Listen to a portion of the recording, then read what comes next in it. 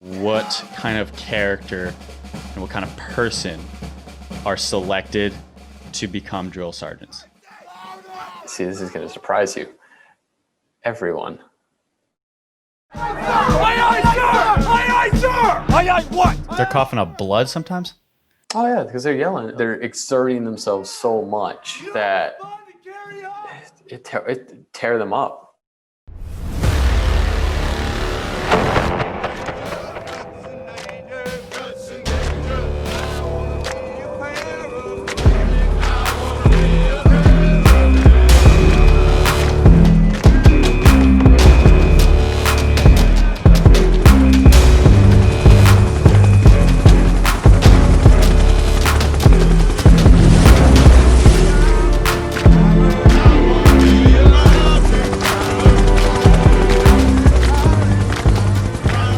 Welcome to episode 60 of the Rescue Swimmer Mindset. I'm your host, Vince, a former helicopter rescue swimmer in the Coast Guard. Today we have a guest who we've been talking about for a while.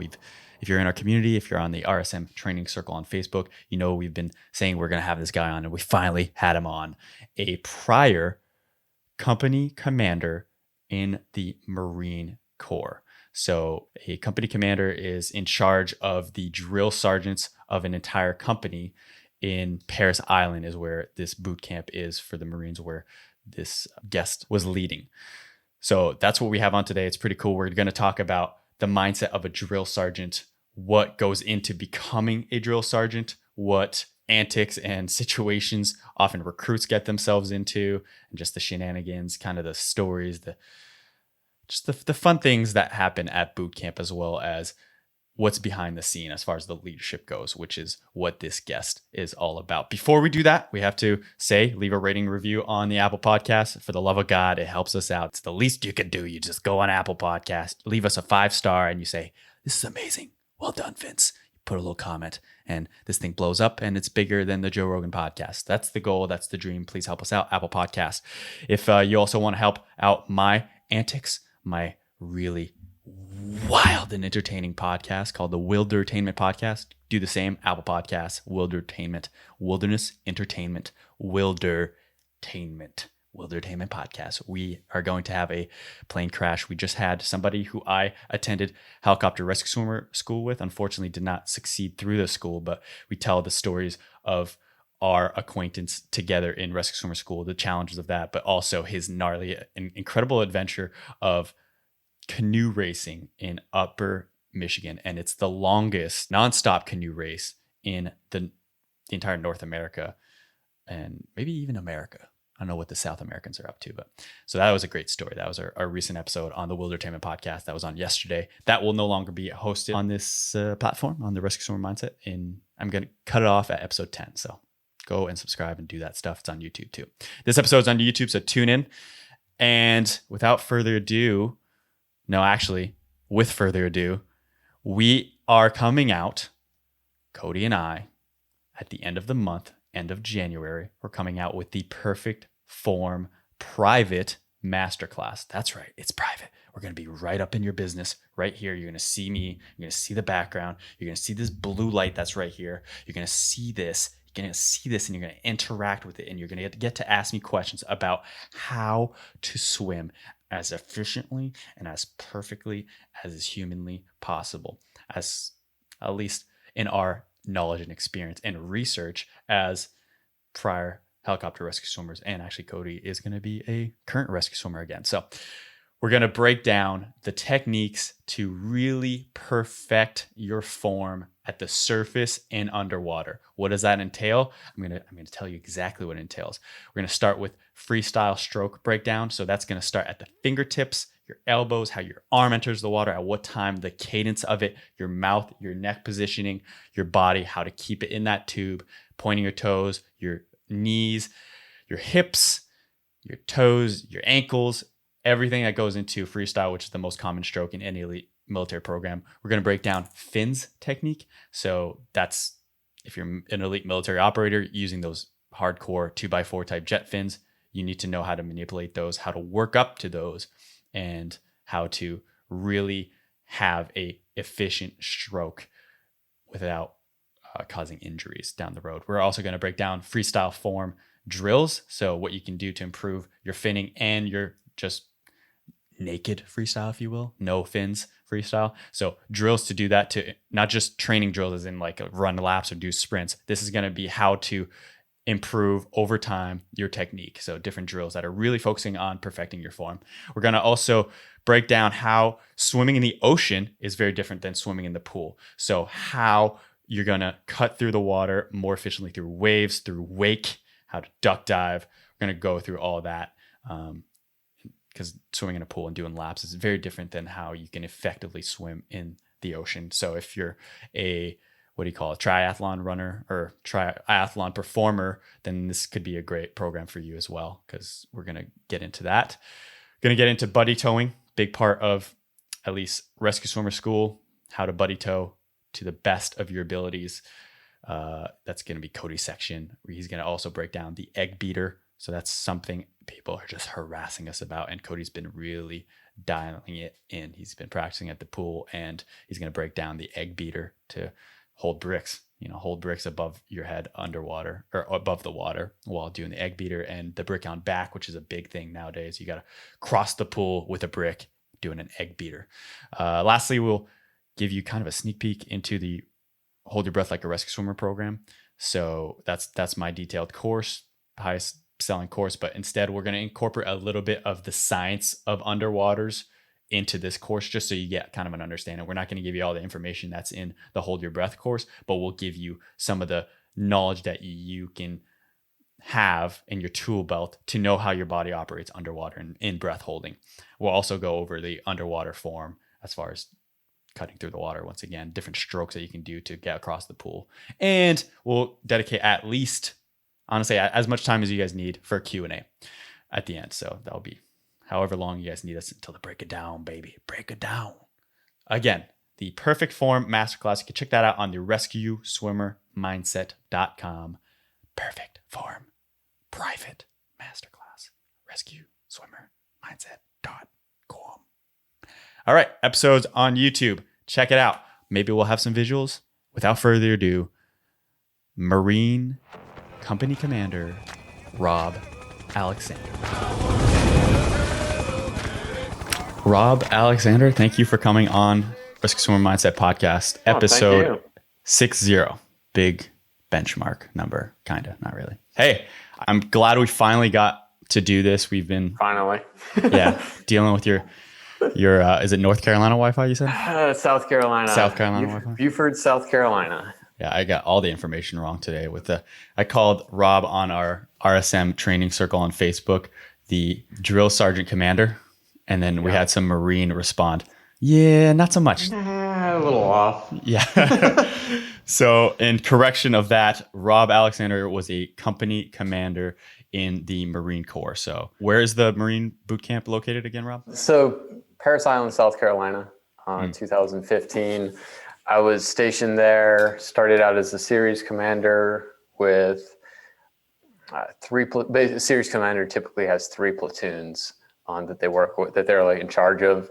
And then the following year, I was a company commander for 3rd Battalion, Lima Company, probably one of the best years of my life. And then I was the battalion operations officer for 3rd Battalion for my last year there and last year in the Marine Corps. Let's break it down. So you were first basically you led 3 platoons. How big is a platoon? It's seasonally.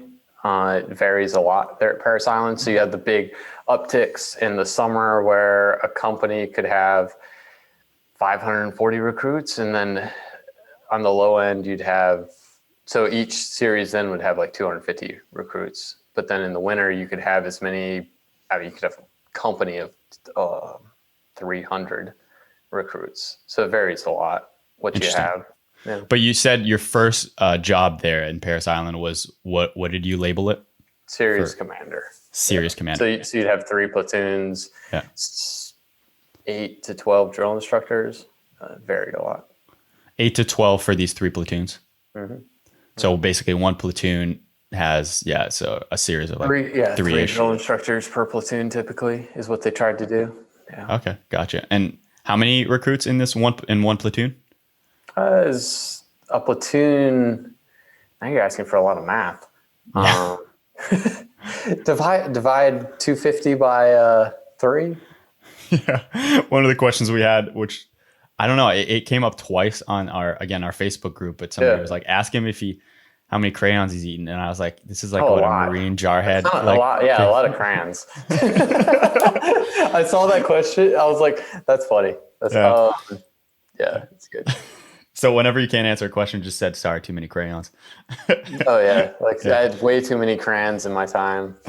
But it sounds like a platoon is our equivalent in the Coast Guard as a company, because our company, like, for example, I was X-ray 186, and that was only about 60 individuals. Are you comparing it to like an operating company, or are you comparing it Just to boot camp? Oh, really? Yeah, because, well, we don't really numbers have are companies different. in the Coast Guard, right? Like, it's not, it usually doesn't break down like that. It breaks down to a unit. So a unit, depending on what it is, like a cutter, our cutter, which was a larger one, 378 feet, which is nothing compared to other branches, but that was one of our bigger ones. I think we had either in the 100s or 300s folks, but that wasn't a company. That was a unit. It was Coast Guard cutter Rush. Yeah, I don't know much about Coast Guard. Yeah, well, we don't need to talk about that. We're talking about Marines today. Yeah. But so I'm just trying to get kind of understanding of boot camp for the Marines. So you're saying it's platoons within a company. Is that correct? Yeah, so each company typically has 6 platoons. Those 6 platoons, then you'd have 2 series commanders in the company, a company commander.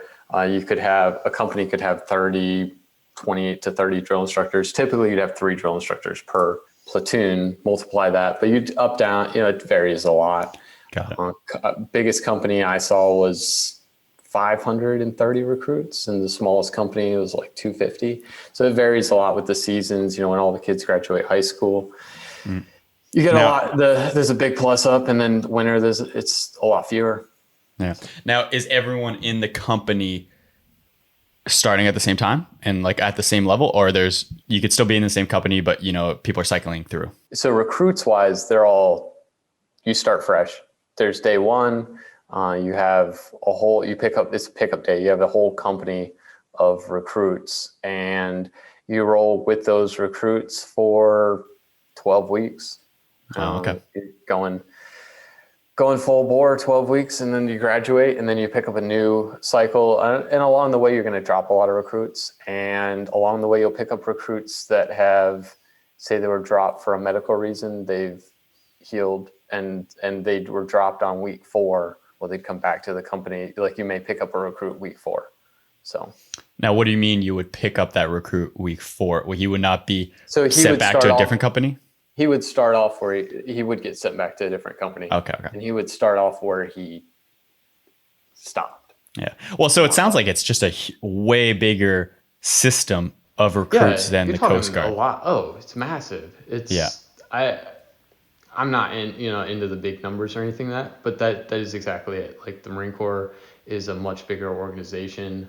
Unlike the Army, where their like basic trainings are spread all over the place, the Marine Corps has 2. Well, technically 3. 2, one at Parris Island, one at San Diego, are their recruit training depots, and then officers would go to Quantico or Virginia. Gotcha. Oh, I didn't know that. Yeah. So I actually, to start things off, I didn't even go to Parris Island for recruit training. Right. My basic training, I guess you could say, started at Quantico, Virginia. Between my junior and senior year of college, I went to 10-week OCS, Officer Candidate School, up there. Oh, wow. So while you were going through college, you go through OCS to become an officer. There's a lot of ways to become an officer in the Marine Corps, whether it's OCS like I did. You can go to the Naval Academy, and you actually don't even go to OCS. So you can be prior enlisted, maybe do like a 6 week. And it's changed a lot. You got to think over the years that those programs have changed a lot too. So there's a handful of ways to become an officer in the Marine Corps. But I personally was not prior enlisted. I did not start at Parris Island or San Diego. Gotcha. That said, no officers truly go through, and maybe I'm ignorant here, but as rigorous of a boot camp as enlisted individuals. Is that a fair statement? No. Because the idea of what they're trying to accomplish is different. So the comparison between OCS and regular boot camp, Did the like break you down phase last as long? No. At OCS, they're not trying to break you down as much. You either have it or you don't, and they can just send you home if they want to send. Like if they deem that you don't have the leadership ability to be an officer, they can just send you home. There's a higher standard that's maintained. Yeah, so the break you down phase, for lack of a better word, like the hazing kind of phase, the chaos, doesn't last as long, but the recruits will never run as far as you do at OCS. The physical fitness standards are much higher at OCS, far higher. At the time, there's a lot of sleep deprivation. There's a lot of things at the time at OCS that are much different. So it's different. It's a different, they're trying to accomplish a different result at OCS, but they're both difficult.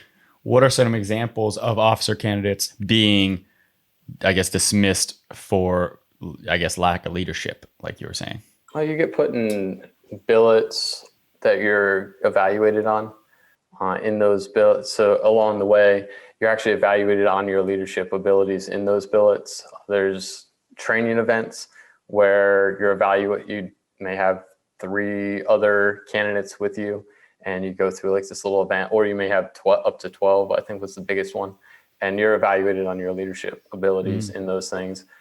So there's those evaluations that you had to pass, as well as just daily, your sergeant instructors there at OCS are always watching you and evaluating. And if they don't see the potential that they're looking for, they might start singling you out a little bit more and kind of feeling that out. And it could potentially lead to you going home. There's a lot of other tests, physical fitness. Like I said, the physical fitness standard, the expectations at OCS are much higher. Sure. It's not just meeting the basic standards. Physically.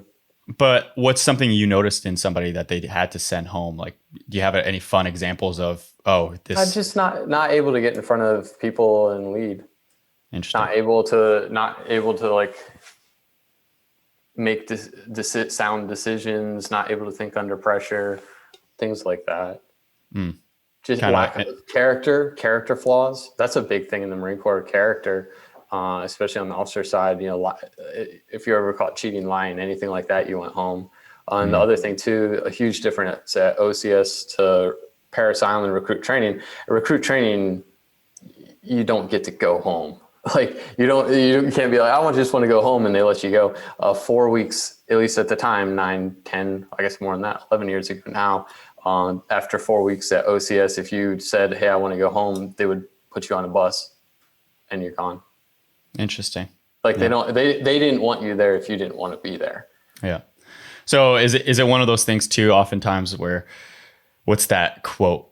A decision is better than no decision, or a bad decision is better than no decisions. That can happen. Yeah. Yeah. Or you just have some people that are just not making a decision. They they maybe vacillate, take too long to make a call, or it's a poor decision. It's so nuanced. Yeah. So every person's different. And, sometimes you just get on the bad side of, say if you were in one platoon, you might've done great under a certain leadership, and in the next platoon you got kicked out. So yeah, that is crazy, right? There's those nuances too. Yeah, that's interesting. I personally experienced that too. Like I ran into some issues with one command, but other than that, everything was good. No, you experience that at a lot of careers, jobs, leadership. I like you bringing up the cheating in the military. That's something I had totally forgotten, but the military takes cheating extremely seriously. And a story that reminded me of is when I went through EMT school. So as a rescue swimmer, you have to go through EMT school because you're required to be able to provide medical care to individuals. That's basically the job, right? A lot of times you're doing medevacs and whatever on the helo or off the boat and whatnot. So you go to EMT school, and that's in Petaluma, California, and you're combined with other people in the Coast Guard that are going like into these medical fields, and a lot of them are HSs, which is a health services technician, I think, or just health services. And they are usually supposed to be like the more or less the nurses, the very educated medical individuals in the Coast Guard, because that's their school. Actually, they go through a whole program of that, and usually EMT school is almost kind of a break for them, but they still have to sometimes refresh and have to go back. Oh, interesting. Yeah, they lap as an EMT, so they got to go back. So anyway, we were there with like oh man, I want to say this guy was like 15 years into the service or 16, maybe even like 18. He was like close to retirement, right? Had kids, seemed like a very sweet dude, but like you could tell he was like always frazzled and a little like nervous, right? I think you could tell he cared, to be honest with you.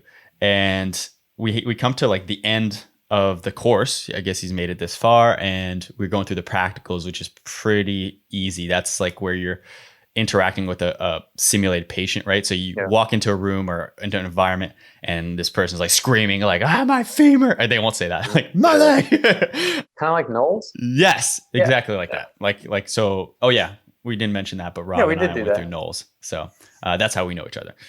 National Outdoor Leadership School, which they don't like to be called that, but I just say that anyway, so because people don't know what Knowles is.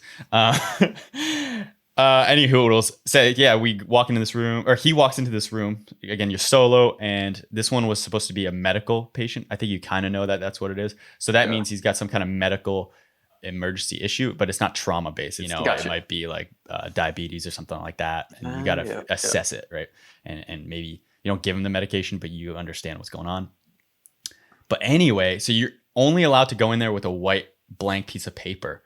And what this guy did, he was just too overwhelmed, I think. He went in with a blank piece of paper like everyone else. But as he was giving or making his assessment, he was looking at a sheet of paper and like asking the questions. But it was kind of weird to the instructors assessing. They were like, why does this guy keep like looking at this piece of paper, this blank piece of paper, and like asking questions? But there's no questions on the piece of paper. It's only like you're supposed to write your vitals, right? And whatever you found in your assessment. So you just keep staring and staring back at the patient, asking questions, and they're like, dude, we gotta ask, can we see your piece of paper? And he's like, why? And they go like, we just need to see it. And they take it. And sure enough, he did that thing where you write on a prior piece of paper and indent into the next piece. Dude, so that's next level. It's like, next you gotta level. Really look at that to read it. You need to really look at that. And then under the pressure of being examinated, so you're really being monitored. And on top of that, and trying to evaluate a patient while trying to stare at a piece of paper. But anyway, got caught doing that. And it was kind of heartbreaking, right? Because the tolerance for that is basically zero. And I think they were very quickly going through the process of discharging him. And he's got a whole family, and he's got a mortgage, a home, and that was his career, waiting on retirement. And you're like, damn, dude, like it was just the pressure. It was the pressure, right? Like he couldn't handle that. It was so too overwhelming. But that was just sad. And that just goes to show, like, if you're joining the military, cheating, and you cheated in high school, which a lot of us have or whatever. Like, don't do it in the military. Don't do it in the military. It's different. Doesn't work out very. I saw at OCS, I saw a prior enlisted guy. So he's prior enlisted, and for whatever reason, the program that he did was the same program I was doing. So there were prior enlisted guys in OCS with me, which was great. They were really helpful because I didn't know what I was doing. I was at that point I was like wide-eyed, bushy-tailed, didn't have a clue then. And he was prior enlisted guy, so he has time in, and he lied about his run time coming in, and they caught him, and he got kicked out. Like, how did they catch him? Isn't that an honor system? I forget the details, but you like come in, you say your time, and he came, and you go to somebody, you're like, hey, I ran like X, Y, whatever time, and he tried to say that you ran like 2 or 3 minutes faster than he did, and it didn't work out well for him. So don't lie in the Marine Corps, or I mean, it's a good philosophy for life, but still. Let's get back to you were talking about a little bit about the attrition rate in Marines. So recruits go through their company, right? And sometimes they get reverted because you're saying a lot of them don't quite make it. What would you say is the percentage, again, back to the numbers, but like an average-ish percentage of recruits either not making it or getting pushed back? Yeah. So going back to Parris Island, I think there's a common like perception that we're trying to shoot for a certain attrition rate. They're trying to, like, they're going to get rid of X number of people. And that's not at all true. And I would be hard pressed to come up with a percentage, because I saw platoons where it was rare, but where nearly nobody got dropped. Like nearly the entire platoon actually that picked up on day one graduated on week 12. And then I saw other platoons that we just dropped a whole bunch of recruits. And I think some of that goes to leadership. but it varied so much. Sometimes you may get like somebody had the good idea fairy hits, figures out a way to go home. We were talking about things that I wouldn't talk about. That's probably one, like I won't get into like how you could like get out of recruit training. But like they figure out a way like, hey, I'm going to tell the drill instructors this or that, and I'm going to like work the system to get myself out of here. It's still really difficult and it's not good for your record. I wouldn't recommend trying it, but say that it's like a virus and it catches in the platoon, and then a bunch of recruits end up doing things that get them dropped from recruit training. So, yeah. Would you say recruits have, as we go and are later in, I guess, the evolution of humanity going through the military, would you say recruits are kind of more, I don't want to say softer, but that's kind of where I'm leading at. Are they a little softer than they used to be, or at least feel a little more entitled than prior recruits? I think the culture has changed a lot. Everybody looks back on the prior, like I could look back at OCS 11 years ago and now what I've heard about OCS now, and I could say like, oh man, they're getting soft. And the guys that were there 10 years before me would do the same thing. Right. The guys that were there 10 years before them would do the same thing. And I think it's this evolution. The system continues to produce quality recruits, candidates, whatever the case may be, no matter what the case is. But I do think our culture is changing a lot. There is what we see in society where people these days, they want to talk about things a little bit more. They aren't necessarily inclined to just say yes and go do whatever without asking a few questions or having some details. And I think you do see that carry over into recruit training. I'd say overall, we are getting smarter as it's humans. it has its pros and cons. In many ways, yes. I feel like because we're spending so much time in front of video games and TVs and all that kind of stuff, and a lot less time outdoors, playing sports, things like that. So potentially there's a softer baseline for recruits out there. We'll get into the recruits and as far as like disciplinary measures potentially that had to occur. That said, let's bring it back a little bit to the mission of boot camp in the Marines. All right, this is going to sound ignorant, but of course I always think of the Full Metal Jacket movie, right? And in the Full Metal Jacket movie, what they're really drilling home, if you will, is that they're trying to create a killing machine. The Marine boot camp is trying to convert a civilian into a killing machine. What's the actual truth behind that? What's the goal, the mindset that you guys are trying to instill into a recruit in Marine boot camp? I think it's a two-part mindset. There's that mindset, like you're actually trying to develop this warrior, a baseline, a basic Marine with the foundation. And in that foundation, one of those things is that you are trying to prepare an individual to potentially go to combat and be successful in that realm. So there's that mental mindset of kill that is there.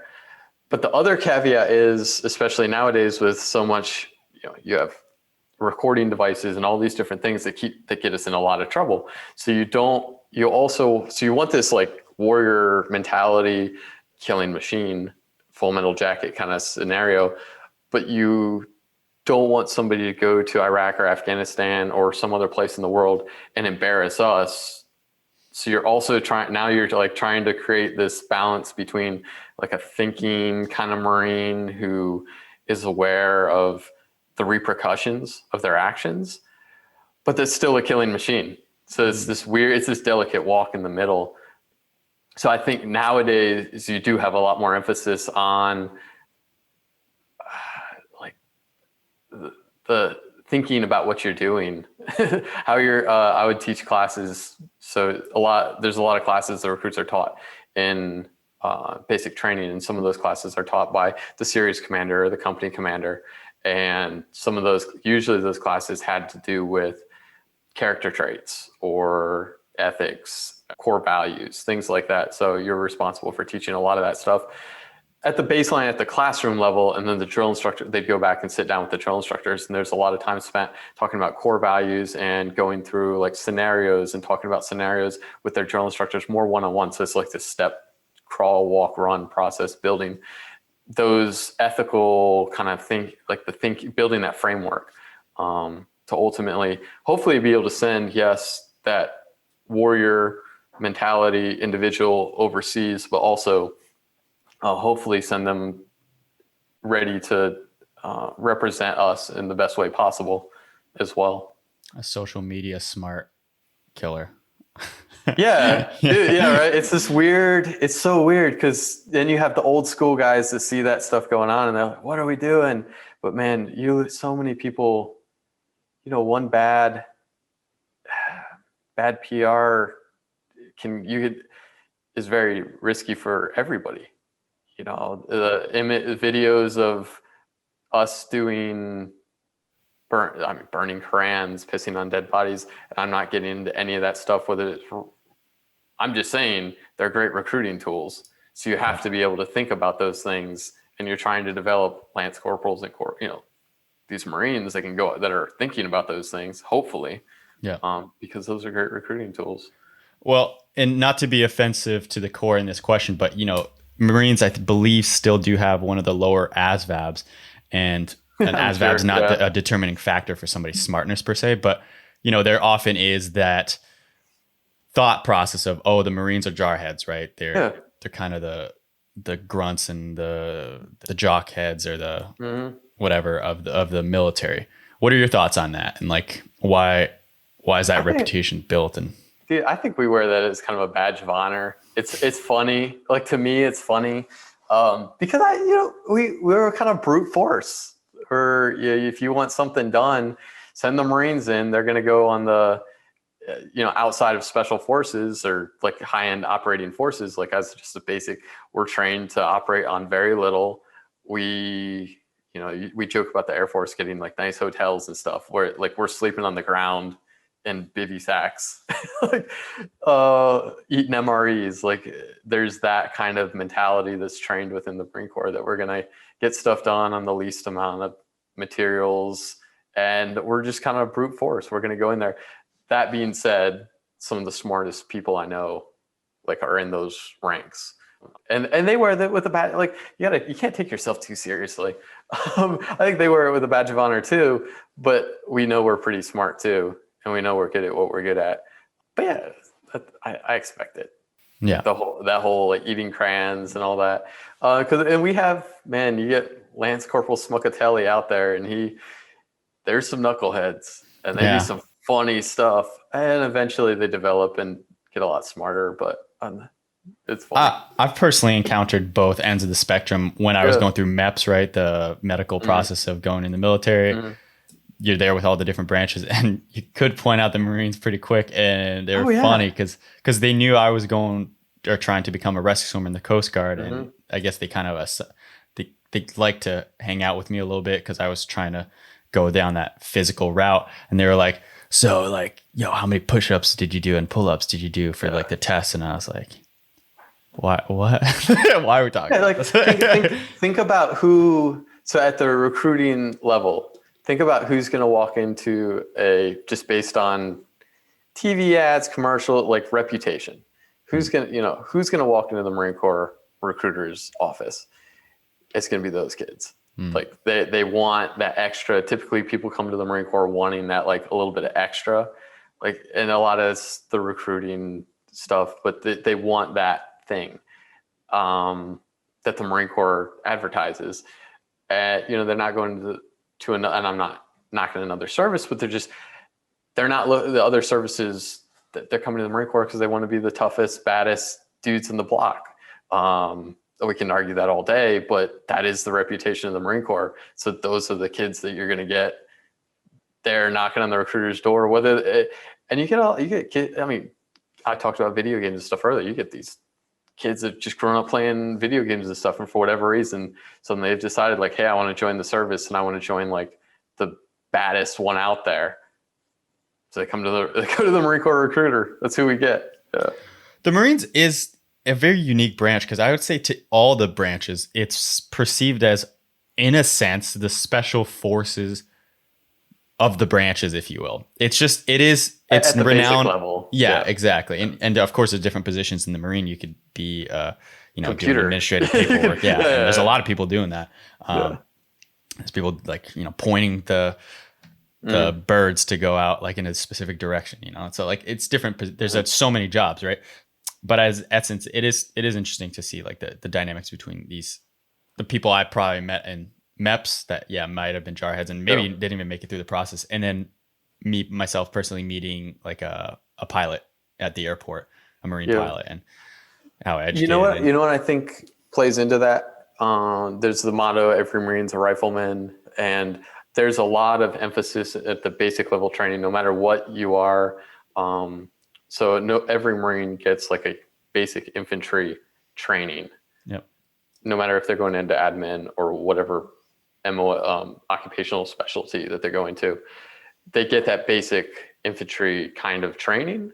So as an officer, my next school after OCS was a 6-month basic TBS, the basic school, where you're learning to be a infantry platoon commander to an extent. Obviously, if you're going infantry, you're going to go to another school that's much harder after that. But I wasn't infantry, I was military police.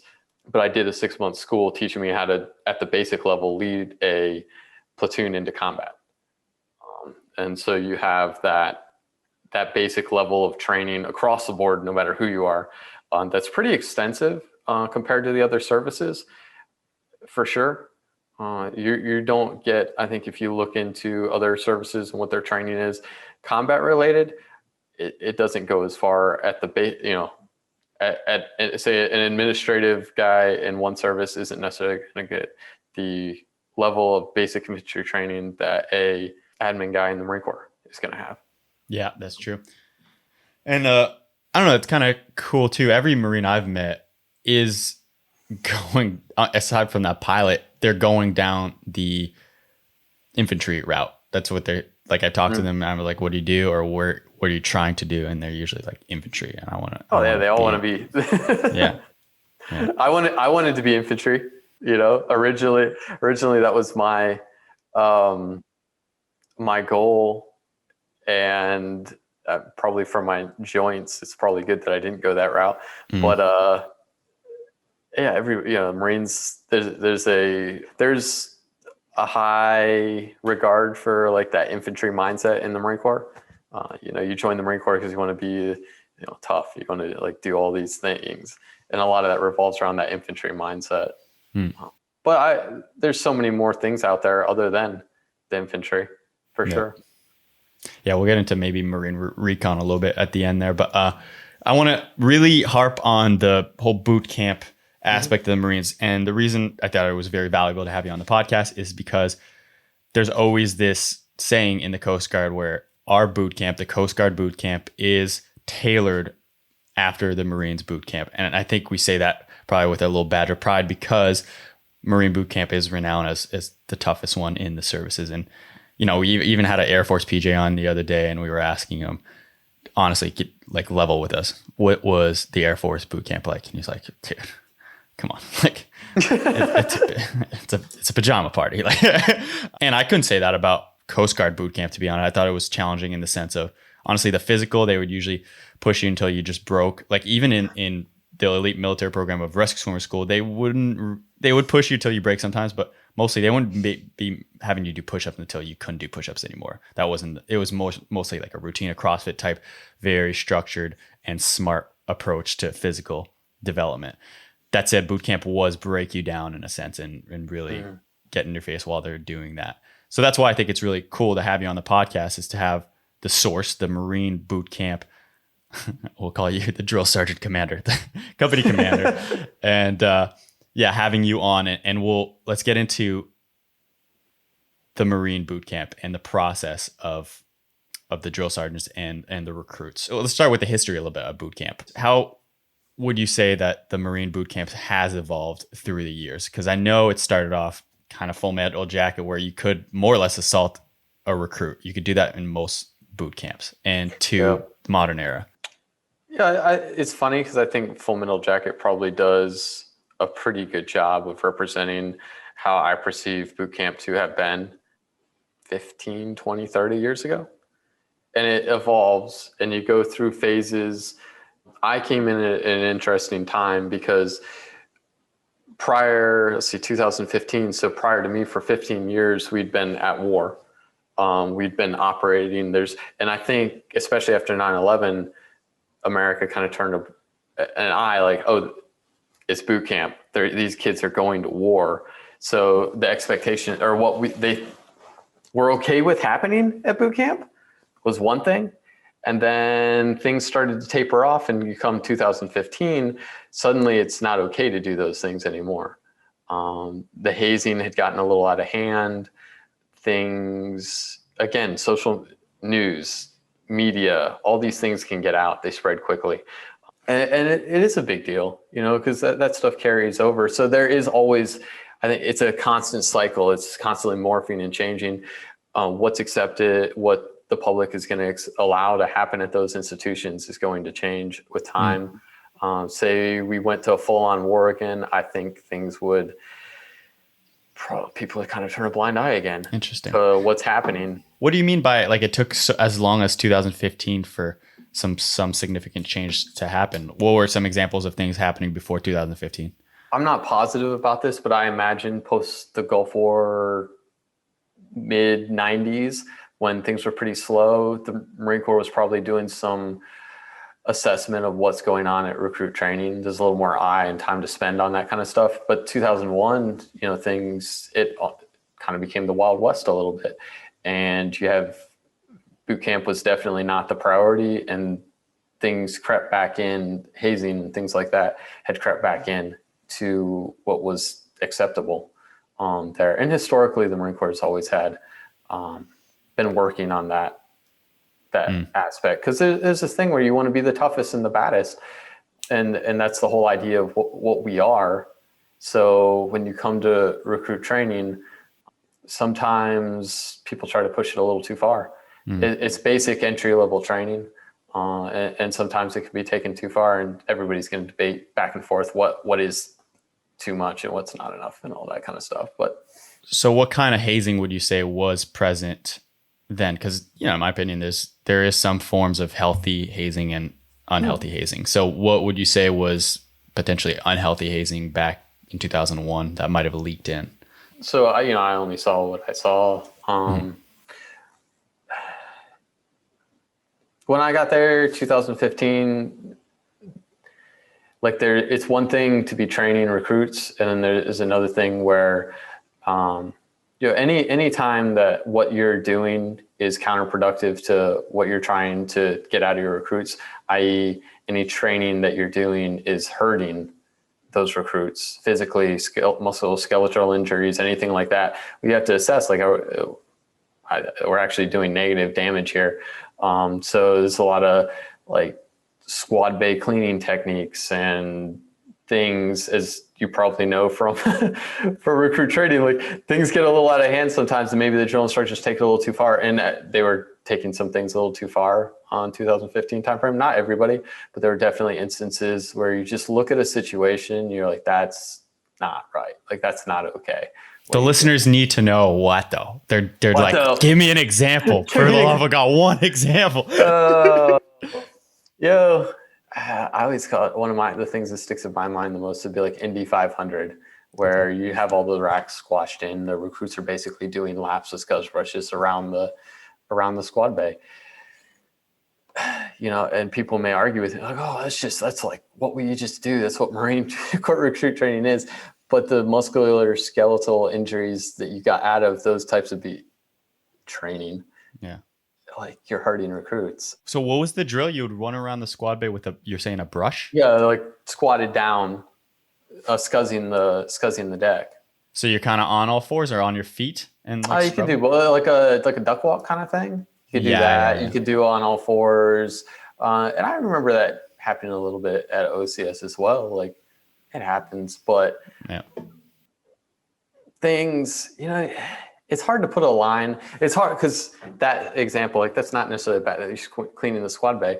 Like, how do you decide like when you've crossed into that hazing realm?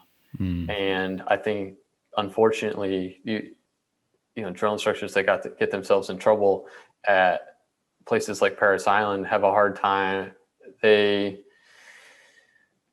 It's a judgment thing, and they don't realize. So sometimes they don't realize like what they're doing.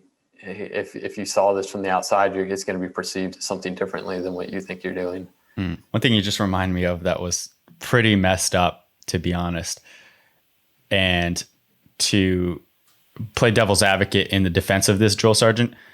I've come to understand, like later in the process of boot camp, the drill sergeants kind of level with you near the end, right? They open up a little bit, and absolutely. they're like, "Okay, this is like the reality of like what's happening in the training," and Absolutely. you know, like they treat you a little bit more with humanity, and they trust you a little more. So they're gonna open up, and at the end, they did confess that the first day of new recruits coming in, where, you know, recruits are petrified. They're in the bus. They're about to get off. They're about to offload. They're petrified.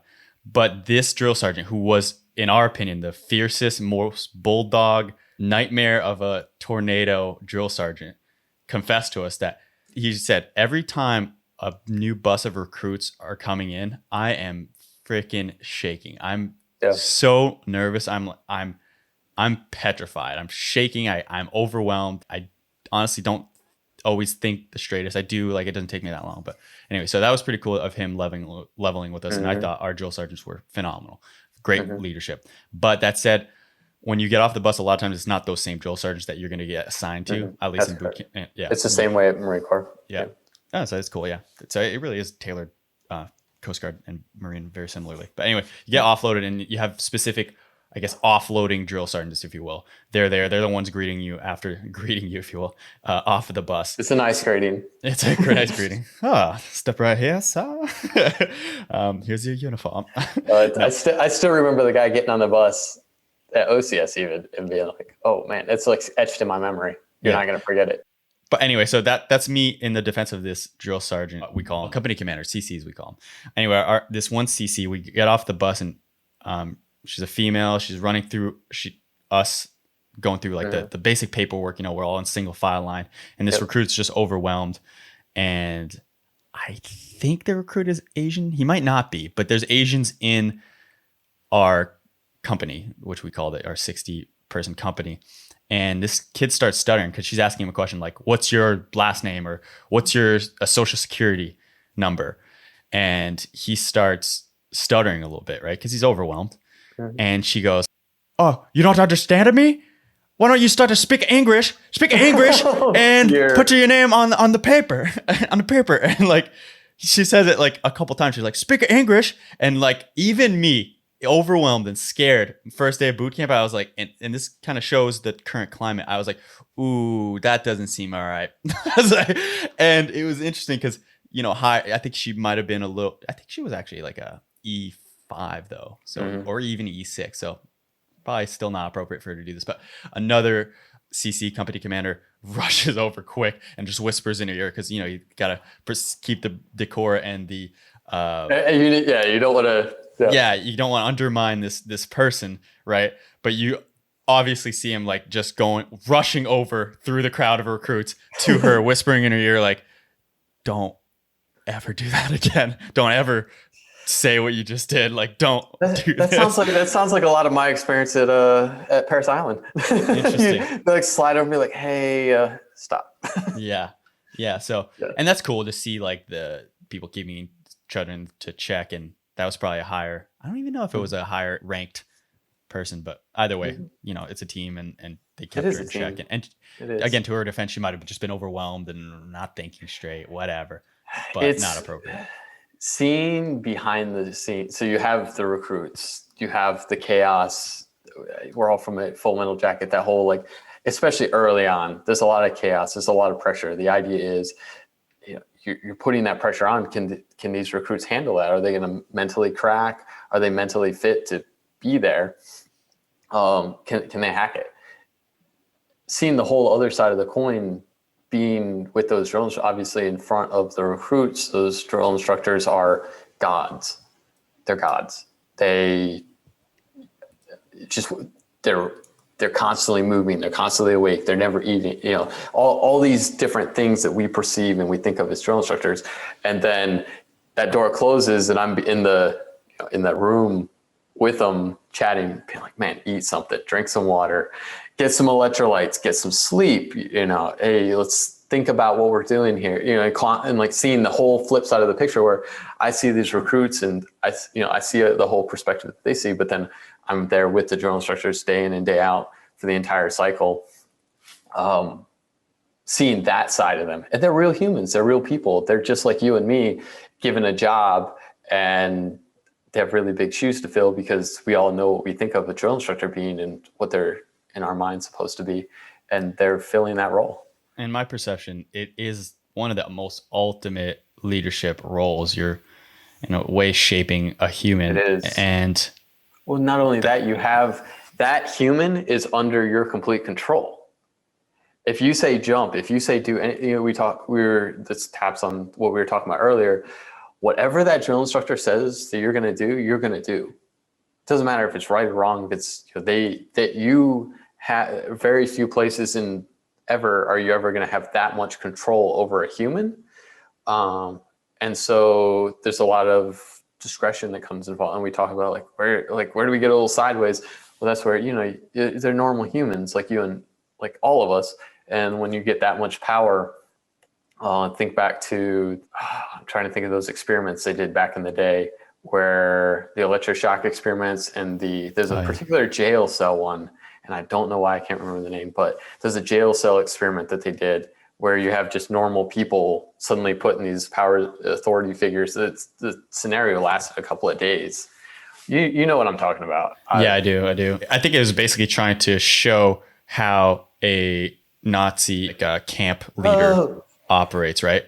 How could you go to that level? Yeah. And that's the thing. It frustrates me when individuals are like, I could have never been a Nazi camp executioner or like how do you get to that? Yeah.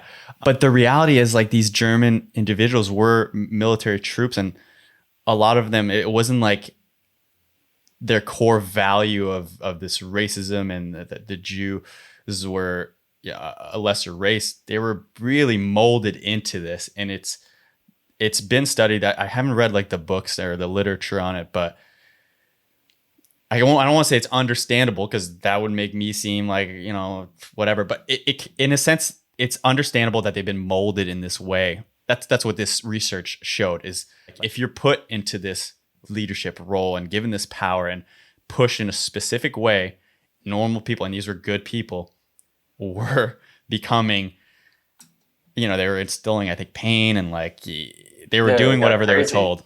It got crazy really quick. And that's kind of what I wasn't a drill instructor. Like my role there at Parris Island is more to keep things in check and make sure that, because you have that situation exists. You have individuals that are authority figures that are in complete control over the recruits. And so how do you balance that to make sure that things don't get out of hand? Because you can, really good individuals put in authority positions like that unchecked.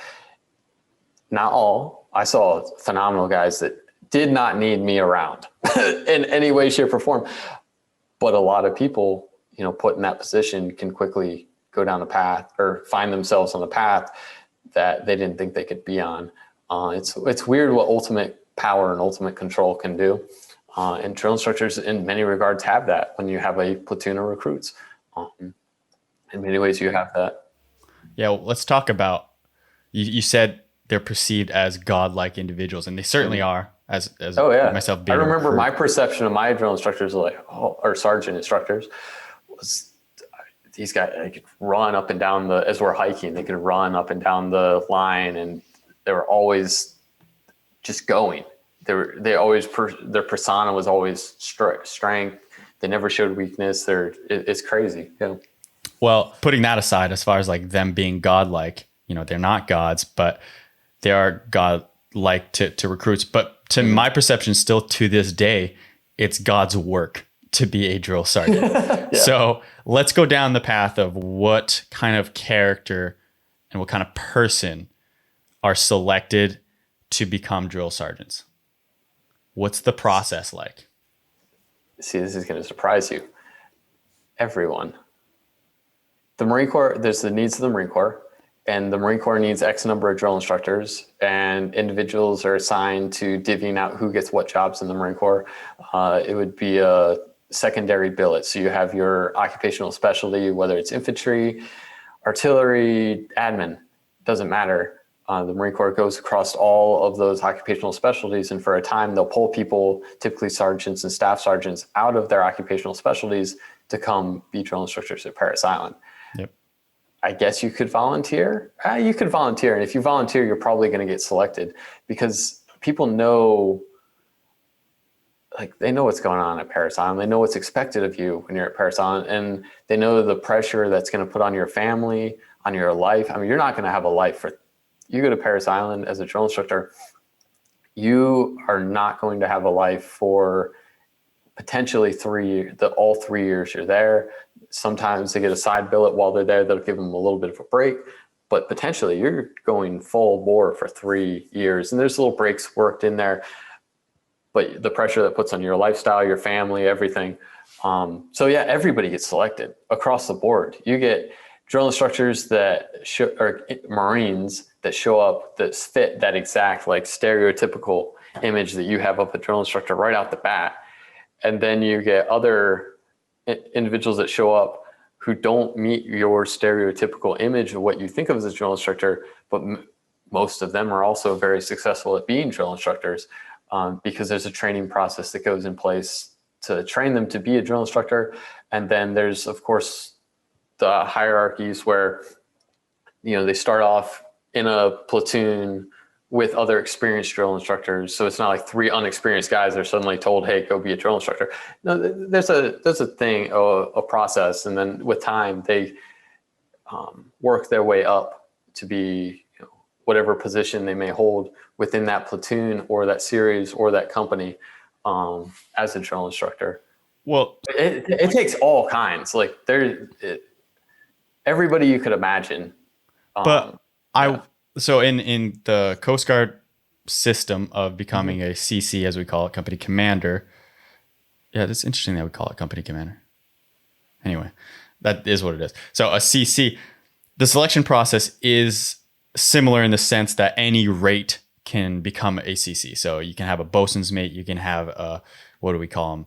SK, which is a storekeeper. You can have a yeoman, which is the admin folks. Yeah, that's fine. Yeah, you can have all the rates as a drill sergeant. That said, the selection process is very strict, and they're really looking into how you've performed as a leader, and I think more than anything, your character traits before they select you. And maybe that's because the Coast Guard is so small. But Exactly. Is Marine different? Are they still very strict in who they're picking, or they're kind of taking them because they need them? I would like to say they're strict in who they're picking, but it's honestly needs of the Marine Corps. The Marine Corps is pretty large, and they, to a large extent, they're taking people. And there's thought that goes into it. It's not like they're just randomly throwing darts at a board, but it's not as strict as you would think. It's not as strict as you would think. Gotcha. And I think personally, I feel like character is a huge factor because in selecting who is there at Parris Island, because you truly are laying the foundation for the rest of their time in the Marine Corps. If recruits see some crazy hazing there at Parris Island, they're more likely to think that kind of leadership, if the leadership at Parris Island is strictly based on like this hazing mentality and it's not character driven, there's not thought behind why we're doing what we're doing, how we're training these recruits, as they go on through their careers, that kind of thing can be seen, or that approach can be seen as acceptable. And then you have hazing elsewhere in the Marine Corps in your ranks. And so it's such a key role, but the Marine Corps is so big that no, there's not a selection process as rigorous as what you're thinking. To be honest with you, you get selected to be a drill instructor, you go to DI school. If you're selected to be a drill instructor, you go to DI school and you don't make it, it's really bad for your career. So there's a lot of pressure on them. If you turn down your selection to be a drill instructor, that's not going to be good for your career. It's really career driven. Like these guys want to have a career in the Marine Corps. And in order to do that for a lot of people, that one of those steps is to spend 3 years at Parris Island, be a drill instructor. How long is this DI school, drill instructor school? Yeah, I want to say 3 months. Yeah. I could be wrong on that. It's longer than recruit training. Yeah. Okay, cool. Well, that's good. It's a significant school. Lots put on those guys. Well, I thought Marine boot camp is 3 months, right? That's true. Yeah. Math. Yeah. So getting back into like characters a little bit, what leadership skills and techniques have you seen that are most effective on developing a recruit? A whole range of things that apply to that. I'm by no means like,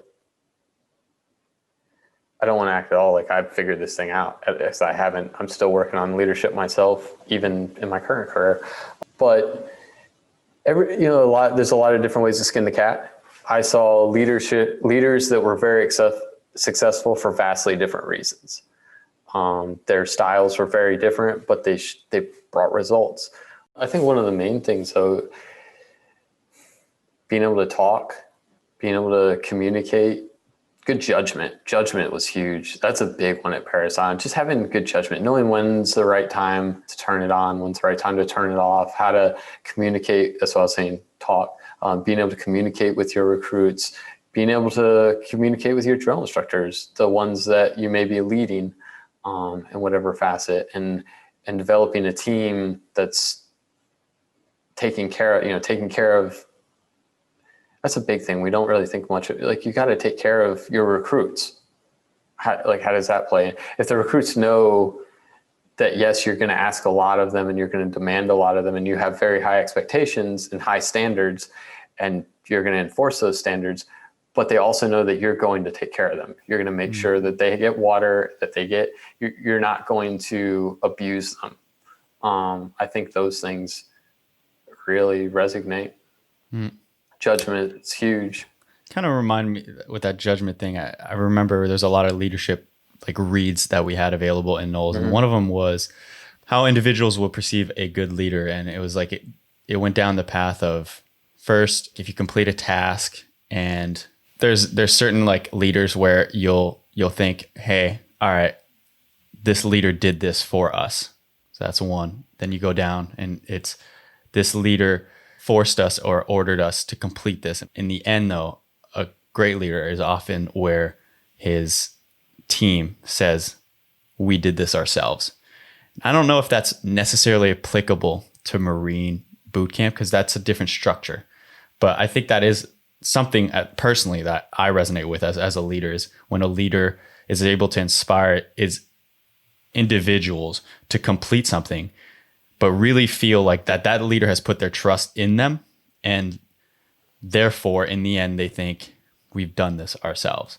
It's a balancing act. So at the beginning of recruit training, it's shock and awe, stress, the crazy, it's that weeding out kind of phase. But you have to be able to, you could have drill instructors that are really good at the shock and awe and at that initial phase. But then as you move along, eventually you're wanting to graduate, basically train Marines, not recruits. So you have to be able to morph that. And the best drill instructors I saw were the guys that were able to, they could do that. And then they could do the beginning, but they could morph into at the end where they have basically trained Marines who they could talk to, and these Marines respect, like a lot of respect for them, but not just on like, oh, it's a drill instructor respect, like I'm just a different level where all those things what you're just talking about, like you've built a cohesive team, your platoon is operating as a team, your drill instructors are operating as a team. Those things definitely apply more at the end of recruit training, although, you got to sprinkle it in a little bit at the beginning too. And you work your way down the process towards at the end where you are, it's more about communication and about those kind of traits that you're talking about there. I think in our mind, we think of basic recruit training being shock and awe. We think of that shock and awe factor and that being like 12 weeks of the shock and awe factor, but your end product is a basically trained Marine. So at some point in there, you have to transition. That goes back to 2000 when I got there. In some cases, they were doing shock and awe for the entire 12 weeks. And at the end, you graduate a very good, like, guys are, kind of recruit, but we wanted a little bit more than that. So there was a lot of development into making that transition to, at the end, graduating to basically trained Marine, not just somebody that's been, hazing is a strong word because it kind of applies, but it's just been messed with yelled at and messed with their entire 12 weeks there. In saying that, the shock and awe and building and kind of evolving as an instructor, you kind of just made me understand how I perceived my drill sergeants or CCs all through the boot camp phase. And yeah, it starts with fear. You're afraid of them, right? Yeah. Then you evolve to the phase of there's the anxiety around them, but you have like a loyalty to them because there's other drill sergeants around, and at least those are like yours, right? You're like you're still afraid of them, but at least you have that loyalty. Then you're still fearing them, but at least now you have your trust in them. Then eventually it's really interesting because near the end, there's a little bit of stress around them as well, but you have your trust in them, and you honestly you love them. You love their leadership, and because you trust them. And when you see them like in the morning and they come to you, or you're in formation and all these other drill sergeants walk by, you're like, oh, I don't trust that one. I'm not assigned to him. Like, I don't trust this person. But when your own drill sergeant comes out, you're like, there's my person that I built that trust. I know he's a good leader. I know he's loyal to us, and I know that he carries our best interest with him. And that's a pretty beautiful thing, because by the time you're getting I forget what they give you when you graduate boot camp, but when you shake their hand, when you shake their hand at the end, Eagle, globe, and anchor at the end. Yeah. Nice. Yeah. And when you get that, when you receive that, it's a heartwarming feeling. You shake their hand, and there is that bond between you two. But that's crazy because the drill sergeants have to go through that multiple times. And yes. Yeah. Just the physical and mental wear and tear that requires of these individuals. What did you experience like from these guys? I have never seen anybody work harder than a Marine Corps drill instructor. The respect I have for what those guys were doing, still are doing today. The guys that I worked with, my time there at Lima Company was one of the best years of my life, being a company commander with those guys, because I look back to what they were doing, and it's crazy because like, man, the way you would see them push themselves, the mental stress, it's a lot of stress on their families. There's, there could be things going on at home. There could be so many different factors going on in their life, but they're giving 100% to these recruits. And for the majority of them did that really well, and like did an amazing job. And it was just incredible to get to work with them and to be a part of that process. It was very, very, very rewarding to get to be a part of that. Just the physical process of them. I from my understanding, at least in the Coast Guard, they seem to get sick almost every company. Every cycle. Because like people don't understand like what a boot camp is. It's grabbing people from all throughout the country, especially for the Coast Guard, right? Because there's only one. You're throwing them all into a mosh pit of their own sickness, just like when the Europeans came over to North America. It's kind of the same situation. They're all in the same squad bay. And now these poor drill sergeants have to interact with all these individuals. Everyone gets sick. Thus, the drill sergeants get sick because their immune system's destroyed. They would get sick. I would get sick. In nearly every cycle, we called it the recruit crud. And typically somewhere along the way, we're all sick. But they're still putting 110% into these recruits. And that's what I was saying. Like, behind the recruits don't see that. They don't see that. Man, that door shuts and that drill instructor's coughing up blood, snot, like just, again, seeing what they put themselves through, being sick, being tired, all these different things, was mind blowing. Like I said, it was very humbling to be a part of that. They're coughing up blood sometimes?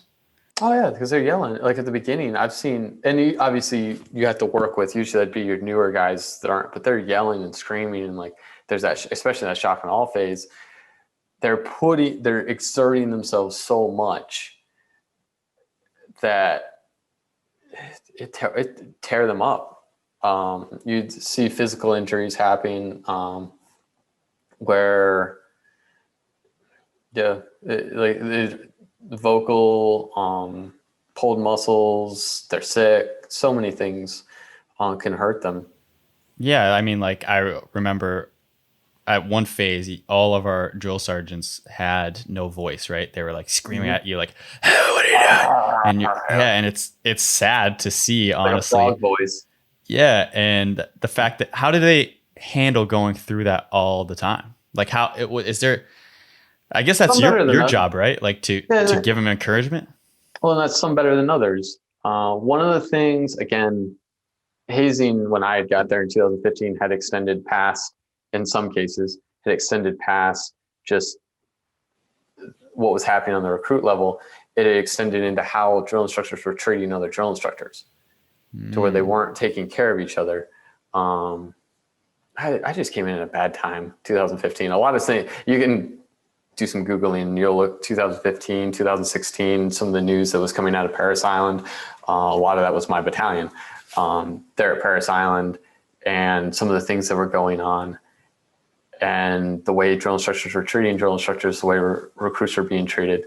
There was a lot of things that we had to work on, a lot of cultural changes that had to happen when I was there. So ideally, yes, your drill instructors would take care, like your senior drill instructor would be like, "Hey man, you need learn to yell." Is that when you sing, you're like from your diaphragm and not from like, there's these techniques that you need to learn. You need to, hey, I got it tonight. Go home, get some sleep, drink some water, take a break, and not. So you see that kind of leadership, and when that kind of leadership is applied correctly, you can take a lot better care of your drill instructors. Now, what kind of leadership would, as far as you're saying, the drill sergeant interacting with each other, what would you say was originally happening in 2015 versus later on when you were? I can't say that doesn't exist anymore, because you always have there's always the bottom 10%. No matter what organization you're in at any point in your life, there's always the bottom 10%. There's those leaders, the individuals who are put in leadership positions who aren't doing a good job, not doing it like they should be. But you would see things where they're pushing their drill instructors too far. They're not treating them as peers, as equals, but like, hey, you're the new drill instructor, you got to earn this thing. And they'd be pushing them to levels that, looking back, some of the stuff that I observed early on, that you think like, oh, they're drill instructors, they're supposed, and then like as you develop and as time, I think some leadership got in there and you start to look at things, looking back, some of those early things, how much we were having the drill instructors run. Like they're covering a lot of miles in one day, running up and down platoons nonstop. At some point, that dude's you gotta pull him off and go drink some water, man. You gotta balance. You gotta find a balance in pushing very hard and being very demanding, and creating that. There's a reason why that persona exists among the recruits. There's a reason why you and I look back at our drill instructors or sergeant instructors or whatever we called them, and we think of them like we do. It's because they push themselves so hard. But behind the scenes, there's also a balance where they're humans with real needs and physical limits. And so you got to take care of them as well. And they were too much was being asked of a lot. I mean, like, I can't believe some of those guys made it, like the things they were put through. And I can think of some of my guys and some of the stories that they tell me. And I'm sorry, I'm not a great storyteller. I knew at the very beginning of recruit training, right from the get-go, when I got there in 2015, I was like, I need to keep a journal or something so I can remember all these crazy stories and these crazy things I saw there. And I didn't do it. And now is probably one of my biggest regrets. I could have had like a whole like Netflix TV comedy series just telling some of the stories that happened. Yeah, we need examples, Rob. Dude, and I'm the worst storyteller. I'm the worst like actual storyteller. I know big picture, but so much of it all moshes together and blends. You see recruits do so many crazy things, and it all blends. Yeah, we're getting the officers' esoteric leaderships, but like some of the entertainment of the examples is like. You did 3 months at Knowles with me. You know my storytelling abilities. I know. You were getting toasty by the end. We got to get you warmed up again into your storytelling skills. Well, before I do want to get into that, and maybe this will give you the opportunity to think about the recruit stories, because I'm sure there are some. I know I do have some. Well, first of all, let me just say this about drill sergeants. We had recently he wasn't a drill sergeant, but we had a Navy rescue swimmer instructor. Oh, yeah. So similar to us, our school in the Coast Guard originally sourced from the Navy, and then we expanded into our own thing. But a lot of our training is similar. So he was a Navy instructor, which in a sense is similar, right? It's similar to a company commander. You're not yelling quite as much. You are at the start, but it's not. Are you referring? Is a company commander a drill sergeant? Oh, in the Coast Guard. Just making sure, because company commander for me is a totally dude. If I ever was yelling at recruit training, something was very wrong. If I was that is not. Something was bad, really bad. As far as you, because you never see me yelling. Yeah, because you're an officer and you were technically what they call a company commander. Eventually, that's at our drill sergeant. So the enlisted were called company That's interesting. commander. Yeah, that's interesting. Yeah. But that said, we still had our equivalent to you, a company commander, our officers. I think a couple phases they would come in and they would wreak havoc. It was kind of like introduce you to the command. They didn't let me get to do that. They did not let me do that. Interesting. Yeah, it's sad. It's sad. Yeah, for us it was like I would have embarrassed myself. Yeah. No, they did a good job, but I think I was only there, honestly, partly for like half of one. And I know it happened, I think 2 or 3 times, just talking to the individuals, but I had the luxury of going into drill. I was like a drill recruit, spinning the gun. So we go to that and we kind of avoided a lot of the disciplinary measures. Are you talking about like uniform inspections and that kind of stuff? Yes. That I would do, yes. But still, I'm not yelling, but things, I know what well, either way, I hear it was very stressful. Very stressful. It was stress. The recruits would be absolutely stressed. They'd be losing their minds because the drill instructors, if you have good drill instructors, they're trying to build the baseline for the rank structure in the Marine Corps. So they, whether you are or you aren't, here's the drill instructors. Now here's the guy that's in charge of the drill instructors. So there's that persona that's built up about you. And that puts a lot of when you went into the squad bay to do inspections or whatever, there's many times where you are in the squad bay. I guess I never thought of that as wreaking havoc, but yes, the repercussions of me being there and recruits that would mess up in front of me or something, then the drill instructor gets them after, and it never went well for them. Yeah, from my recollection, you still wear the hat though, right? Like even as an officer? Oh, you didn't? No. In the Marine Corps, it's regarded that drill instructor hat is that is the only people that get to wear that hat would be a drill instructor. There's this weird caveat where some range personnel wear that hat for a different reason, but that hat as a drill instructor is only for drill instructors. And like I said, I was never a drill instructor. Doesn't it make it hard to see down the range with your hat? Oh, they wouldn't be firing with the hat on. It was it's this weird caveat. I to this day don't understand how they got that hat too. But they got a hole through their hat so they can see through the sights. So anyway, back to this Navy guy. We had him on, Navy instructor, and he was addressing that it's very hard at times to switch it on and off. And again, he wasn't even a boot camp situation, which is dialed to which is dialed to 10 in boot camp. But he was but he was an instructor, and he yells at recruits. And I recall, I guess he went home and he addressed that either his kid or his wife had stuff laying around, and he switched on the instructor vibe, right? Of are you kidding me? We've talked about this. Like, and his wife apparently got in his face very drill sergeant-y like, and was like, you like, do you have any idea who you're talking to? I am not one of your recruits. Yeah. Like, check yourself. And he was like, you're right.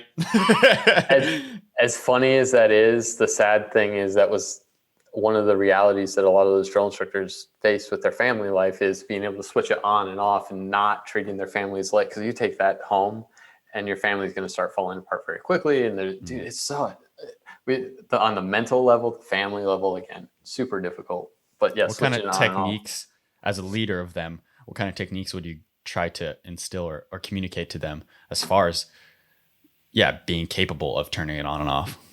A lot of counseling. So I got the ability to stand back and to observe. And when you're standing back and you're observing, a lot of times you see things that when you're in the grind and you don't necessarily see. So you would pull, if you see things that you need to work on, either I would personally counsel, talk to, pull, or if I see a drill instructor starting to kind of, hey, somebody else take over. Hey, let's go talk, and talk through that. Because a lot of times you can deal with things prior to them becoming a thing. Like, you don't want to get to any sort of area where you're disciplining anybody. Though that happens at times, you don't want that to go there. So you try to head things off. You talk, communicate, counsel, instruct, and then at other times though, you'd see things, and then you'd have other people that are in that, like, you let that chain of command happen. For some of my time at Parris Island, I was on the higher end of the chain of command. So you talk to the individuals who are there working with you, and hey, you need to talk to so-and-so. Let's work on this or that. And you would allow them to do the mentorship. Again, everybody needs to own their own thing. They need to own, it's better for it to come from the lowest level rather than coming from the higher levels there. And that's just a leadership thing in general as well. Yeah. That said, when things escalate to a higher level, then counseling, examples again are hopefully key. Yeah, I actually have a few. This starts to... Yeah, like any disciplinary kind of issues, or like something that you had to really correct with a drill sergeant. Yeah. I remember seeing a recruit it's this obstacle course event, and he had these like crazy rashes on the side of his face. I'm like, I pulled him aside. Again, usually I'm not talking to recruits. I pulled him aside, like, recruit, what's this? I mean, huge rash on the side of his face. And he gave me a story. He said he was going down the rope and his face rubbed against the rope. And I remember the red flag kind of being there, but okay, all right. And anyways, when we looked into it a little deeper, the drill instructor had gotten angry for whatever reason, went too far and took a scuzz brush and had swiped it across the recruit's face. And a scuzz brush on a recruit's face does some crazy things. And so I remember having to deal with that. Hazing, where drill instructors, having recruits do like push to like holding things in one position for too long. I remember a recruit having his wrist just stopped working or something. Like he had like a weird musculoskeletal thing, and when we got to look into it, a situation had happened in the laundry room where drill instructors were playing, we used to call them fuck games with the recruits. And what is it? A fuck game? Mm-hmm. What's that? It'd be games, just stupid games with the recruits, like sit down, get up, run that way, run this way. But then, so that's kind of harmless there. But say, again, judgment being involved, like what are you going to have? Like, what are you going to have the recruits get? And some of the times the drill instructors would get too creative, and they'd come up with things just on their own, and they'd start operating in a realm where like these recruits were like being made to do push-ups on their knuckles or something, like hold that position, and it resulted in injuring the recruit. And so you have to deal with that. Now, in the case of this scrub brush incident, what did you have to do as a company commander to correct this? At that point, I was a series commander. So it ended up being a battalion NJP. So non-judicial punishment, it goes on your record, your military record. It's not any sort of any non-judicial punishment, any of that stuff is not good for your career. What occurred once that NJP happened? Could he continue forward as a drill sergeant? Oh, there was a period of time when he was removed from being able to be a drill instructor, and eventually he came back around, because there's every situation is different. Sometimes it's deemed that the individual can resume work as a drill instructor. Sometimes whatever they've done is too egregious to continue working as a drill instructor. It's judgment, as well as talking before, judgment. Like if you've lost faith in, if I or the leadership has lost faith and confidence in you and your ability to represent yourself as a drill instructor, then negative repercussions could happen, which are unfortunate. Yeah. As far as this like NJP goes, who's in charge of that as far as a Parris Island goes? Is that a full bird or who? No, sometimes that would be me. When I was a company commander, there were and that could be at my level. It was, again, not the great, like it was on a few occasions for various things. But a lot of times there at Parris Island, depending on the leadership, a lot of times it would go to the battalion level. So that particular case went to the battalion level. Interesting. And why? Because that was hot, like that was regarded as a bigger incident than that was, something. Yeah, I mean, anytime a drill instructor puts hands on a recruit, that's not good.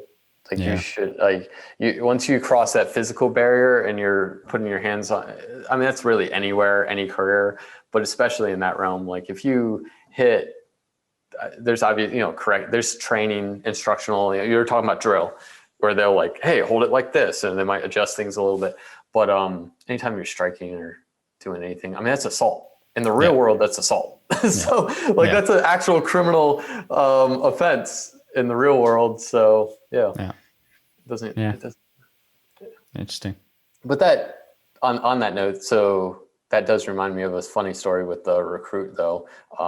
So that you have that initial phase, first couple of weeks where it is very stressful, and occasionally you'd have recruits crack, like straight crack.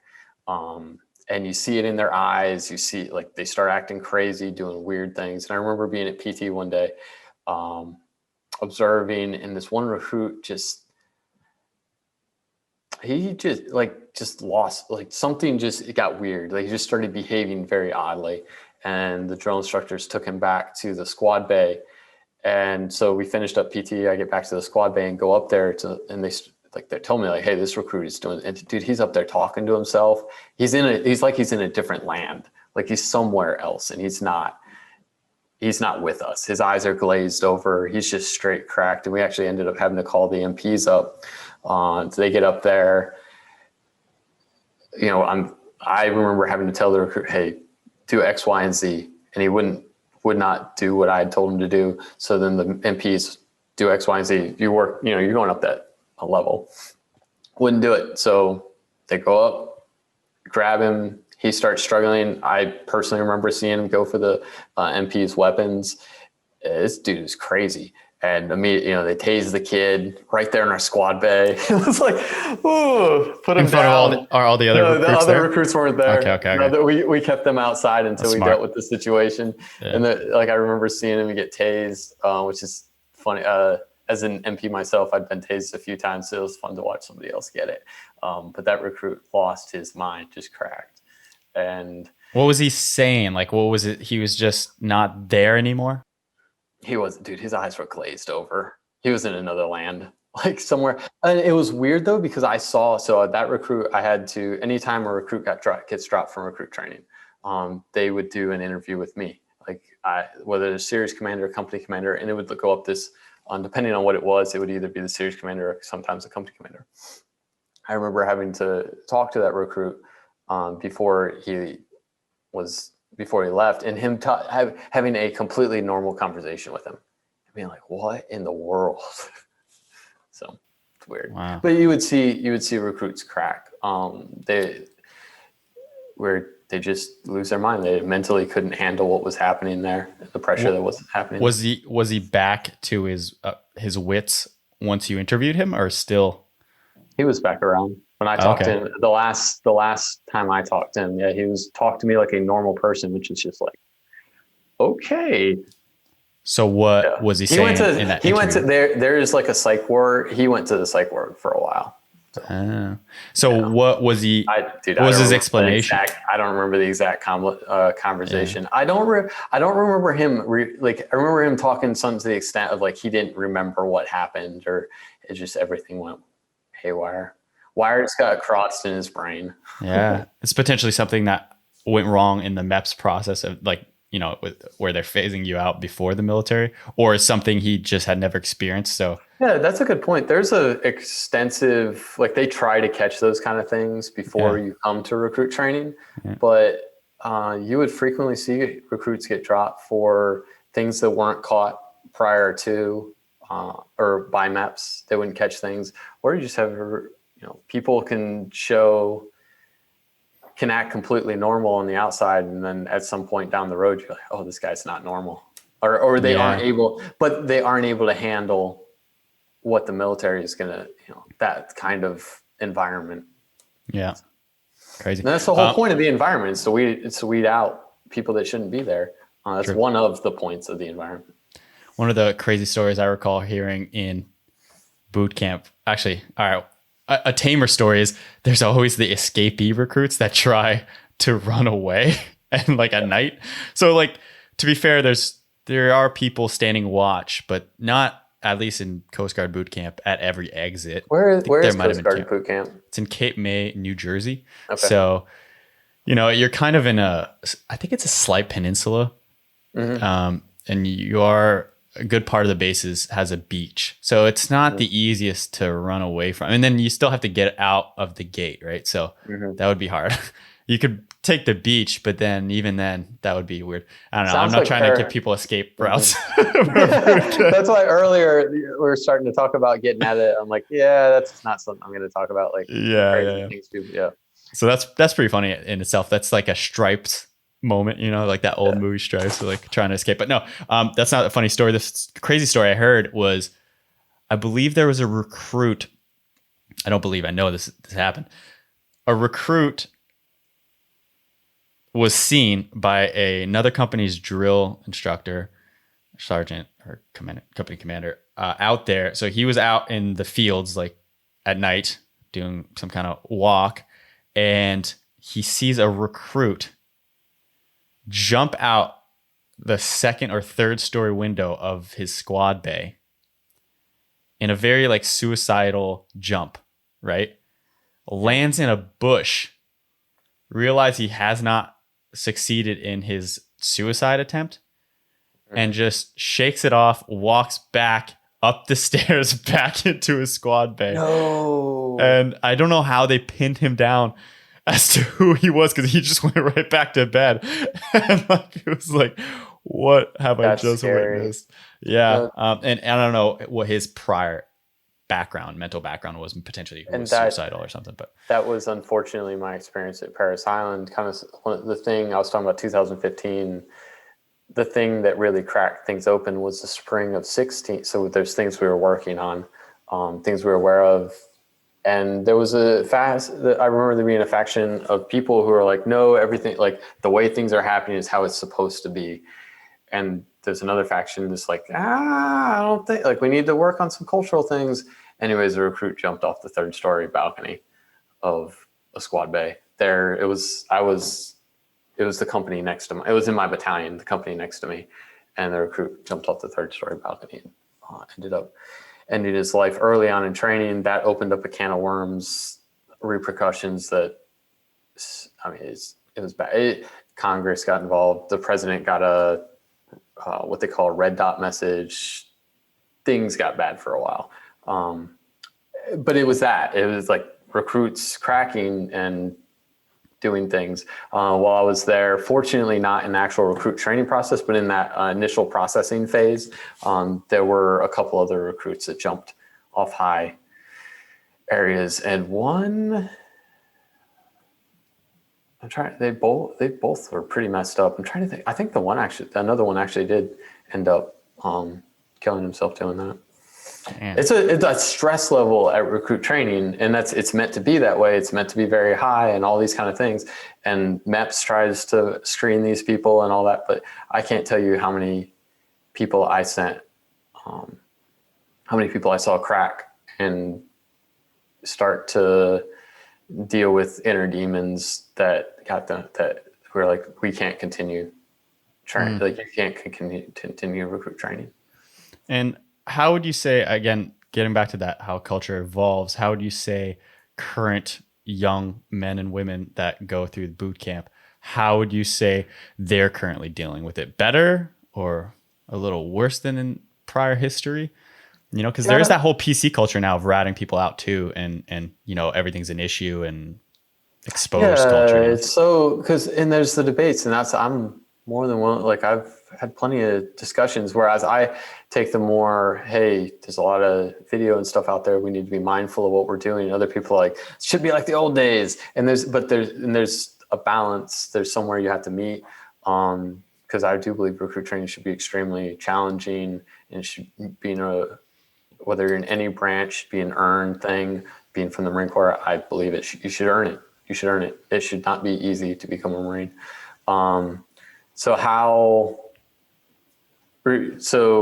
Repeat your.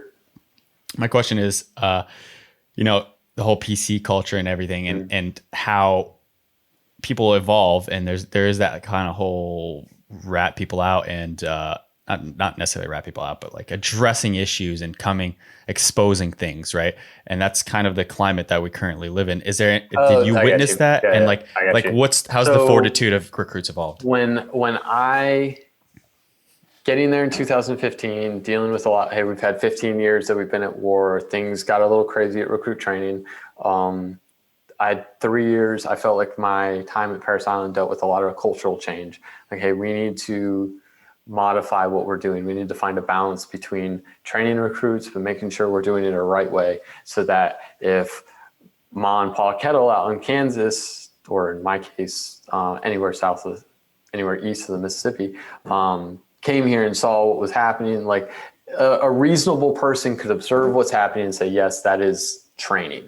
That's not hazing, although there's a gray area where it's in a sense hazing, but like a reasonable person would observe what you're doing and be like, yes, that is a reasonable action to train a individual that wants to be a Marine, as opposed to the scotch brush to the face or the weird games, you know, making recruits do weird things. So that being said, the time I was there, when I got out of the Marine Corps in 2018, I was very proud of the progress that had been made. I was very proud of what had been done in those 3 years. It was weird how I got there at the beginning of this thing and got to see the progression. I'm in no way claiming responsibility. There's a lot of people that were involved in that. I was just there when things kind of hit the fan with the recruit jumping, and just got to be there and be a part of a lot of the progress that happened thereafter. I was really proud of that. Really proud of what had happened. Obviously there were things that came down the line that I'm like, really? Like, come on, it's recruit training. let's not get that soft. But it's all opinion. When that jump happened, what you said, a red dot message to the president. What is that? What's a red dot message? It's when individual basically writes a letter to the president and brings something to the president's attention that they deem to be worthy of the president's attention. And that put us on a pretty good spotlight, because obviously when he gets a letter saying, making accusations like with that letter, and I never read the letter itself, but I know like the gist of what was in it, and accusations like that's going to raise eyebrows. Again, Ma and Pa Kettle out in Kansas, you know, and these things are brought to their attention. Like, that doesn't sound like, that's not right. This doesn't sound right. And so it's a red dot message though, because I'm assuming everybody, like any civilian or any I think so. citizen can write a red dot message. Basically, it's a message. It's a message that gets delivered to, and I'm sure it doesn't get hand delivered to the president. I know it doesn't get hand delivered to the president. It goes to those offices, and they're reviewing it. And obviously, I'm sure many of them don't go anywhere or are dealt with on a much lower level. But this one was deemed necessary to go to his office at one point. And that was Obama at that time. Yeah. Well, I want to get into the whole recruit culture and how they are in current state. And straight up question, what's the most pain in the ass recruit at boot camp?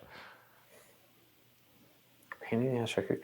I mean, the worst. The whiny.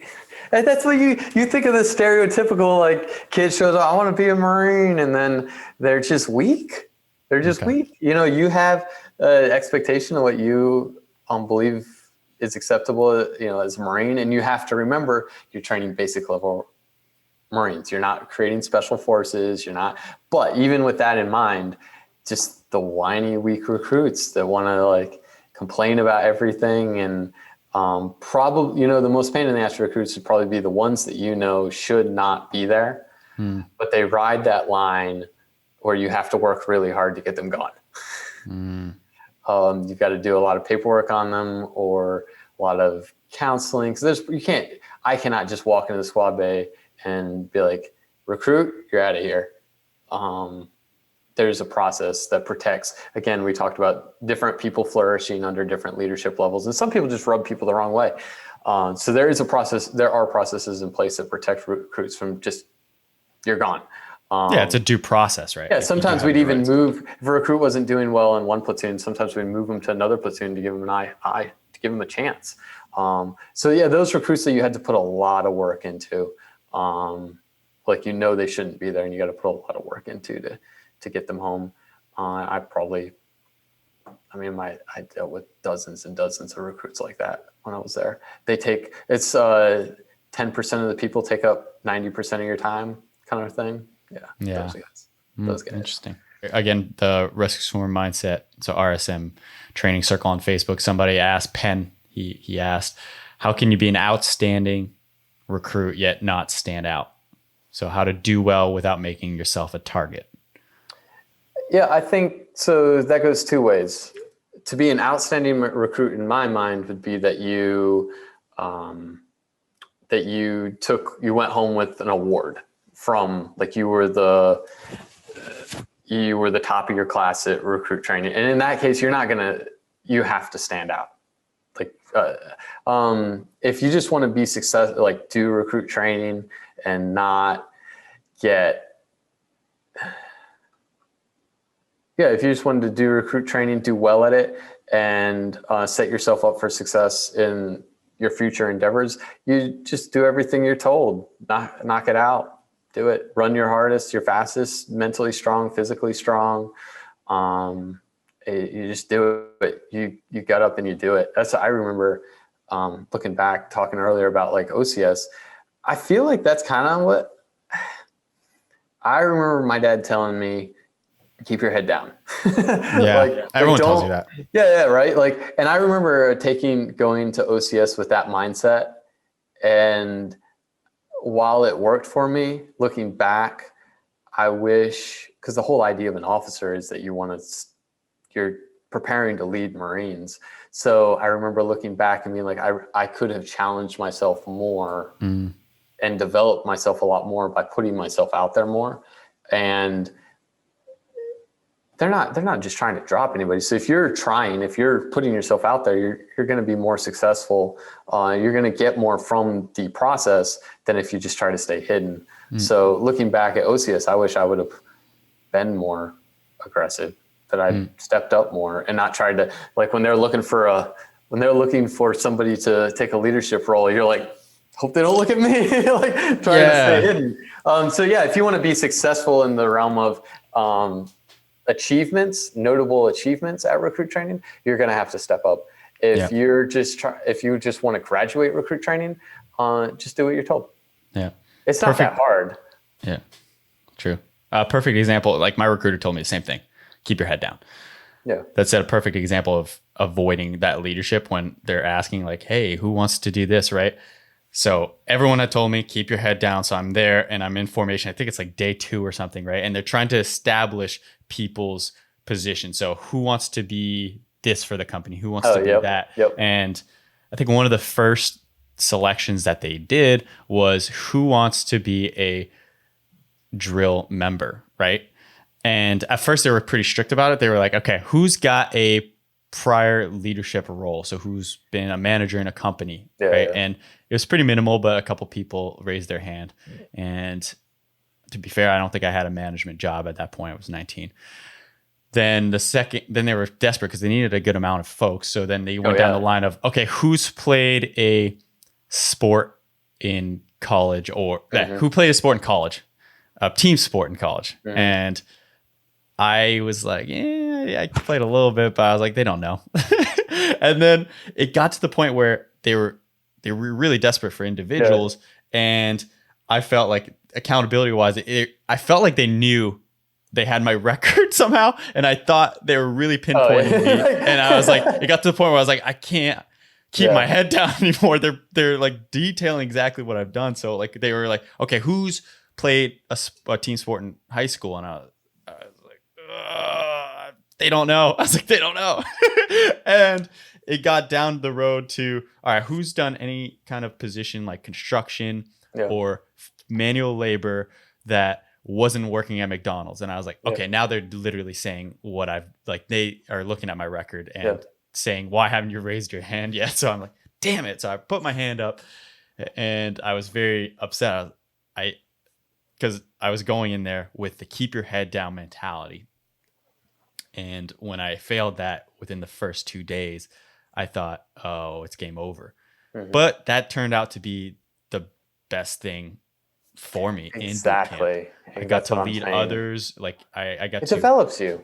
Yeah. And well, not just that, but it was more of I had a duty, I had something, and I could train other recruits as they were going through, the newer recruits. I could train them in how to do, it was all recruit taught. We weren't, there's no drill sergeant there really teaching us how to manipulate the guns. It was just whatever senior member was there, it would just cycle through. That's interesting. So, it's not like that at recruit training, everybody drill. Like that's a big part of Marine Corps recruit training is drill. Right. Yeah. So much drill. A little bit at OCS too. Like there was not as much drill, but still was a lot of drill involved. I remember them pulling me out of the platoon at OCS to drill the platoon to be like, get off to the side and like to embarrass the platoon. I remember being so bad at drill. My musical, like that cadence ability. We spent a lot of time in the desert together, so my singing abilities. And at recruit training, I would do we'd have recruit graduations, and I would be a part of those ceremonies and stuff. And you're marching along, and I remember like getting out of step with the beat, and the recruit carrying the guidon behind me getting yelled at for being out of step with the beat. It's me, and I'm like, oh no. Oh yeah. That recruit knows. It's like, this guy can't. Let's see. I was a company commander, and like, the company commander can't drill. Well, yeah, because you don't practice it, right? Oh no, we do it. But you do it at Parris Island officers drill, which is kind of funny because I was told at OCS, like the reason we don't do as much drill at OCS was like, we were told you'll never drill again in your life. That was, well, if you go to recruit training, the recruit depot, one or the other, you're going to drill, which is kind of funny. Well, getting back to that question. So that question was how to be outstanding yet not stand out. I think that is a hard question to answer, and it is kind of a counterintuitive question. It's counterintuitive. That's exactly it. If you want to, I would recommend go for it. You have nothing to, take a leadership role. If you go to recruit training, take a leadership role. It's going to develop you. Don't do what I did and try to hide in the shadows and skate by. And then later on, you find yourself in a leadership role, and now you need to start stepping up and learning. Like take advantage of the opportunities that are available to you to succeed. They're not trying. They're not trying to drop people. If you can't meet the standards of recruit training, if you should be like, you can meet the physical standards, you can meet you're not cracking under pressure. You're not going home. You're fit. Like as long as you don't get injured or something like that, they're not, especially if you're taking leadership roles, as long as you're not an absolute idiot, they're not going to send you home. If anything, it helps you. So Yeah. take that approach. I think that is an impossible task, how to stand out, or it's how to be outstanding, but not stand out. Yeah, First of all, argue, because we had an example of this is we had you're always assigned kind of a company leader, if you will, within the recruits. So yes. At one point we had a prior enlisted Coast Guardsman, which for some reason or another was out in some way where he had to go through the whole boot camp again. Brutal. But either way, he was a very incredible leader in my perspective. He had a great sense of humor, but was also good at communicating with us and keeping us squared away, but also treating us with respect. And therefore we trusted him. We did look up to him in a way. This was an outstanding recruit. And I think the company commanders saw that, but that didn't come with the lack of challenge. It's not like the drill sergeant still, and maybe a little more, challenged him and would chew him out a little more and push him. I don't think any kind of leadership role in life will not come with a challenge, will not come with a failure. And you can't have one without the other. So those are the things that make you stronger. Exactly. That's the whole point. Like that, it will make you a better person. Yeah. Now, if you're an absolute idiot, you're barely meeting the basic standards. Yeah, you're probably going to want to try to stay in. Yeah. Like if that's the case, you're going to struggle there. But if you're meeting the standards and you're there, you might as well learn from it, take advantage of it. So let's talk a little bit about females in the Marines, because I know the Marines is definitely the least sought after branch, I would say, for females. I would say it's pretty small percentage. Marines is a fairly smaller branch, but that said, the percentage of females in the Marines, I want to say, is probably the lowest of any branch. I believe it's the lowest. Yeah. Why would you say that is? How about we start with that? It goes right back to culture, right back to like, here's the Marine Corps, here's the Air Force. I think there are awesome Marines out there, but female Marines out there.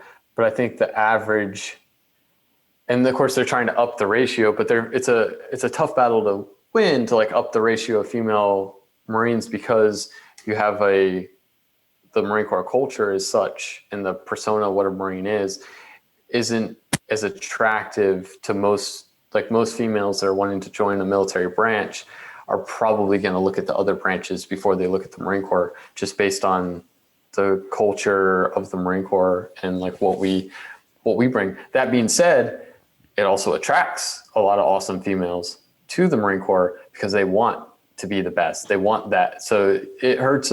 But as far as numbers go, our culture probably hurts us just sheer numbers wise worse than it helps us. But I do believe we attract some awesome females because they know what they're getting into when they're trying to join the Marine Corps. What kind of females would you say the Marines attract? I couldn't put a kind of mindset,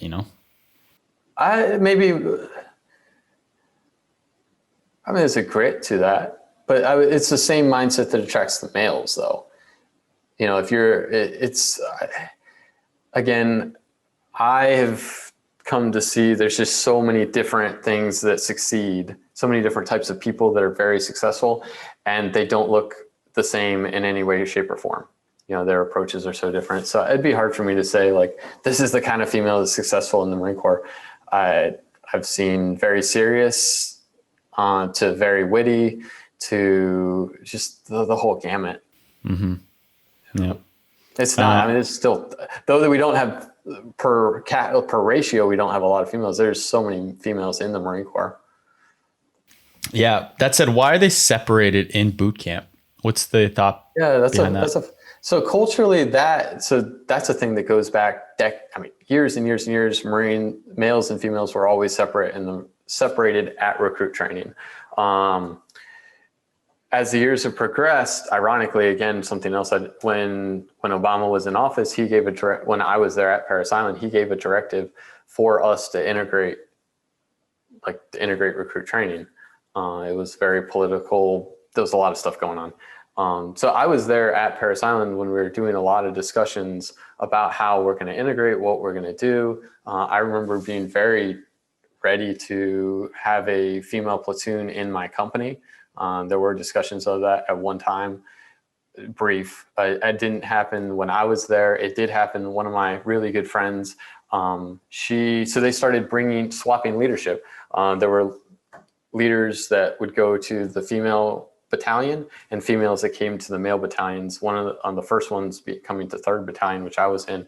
And one of my peers ended up being the company commander, female company commander for a 3rd Battalion company who had a platoon of females in her company.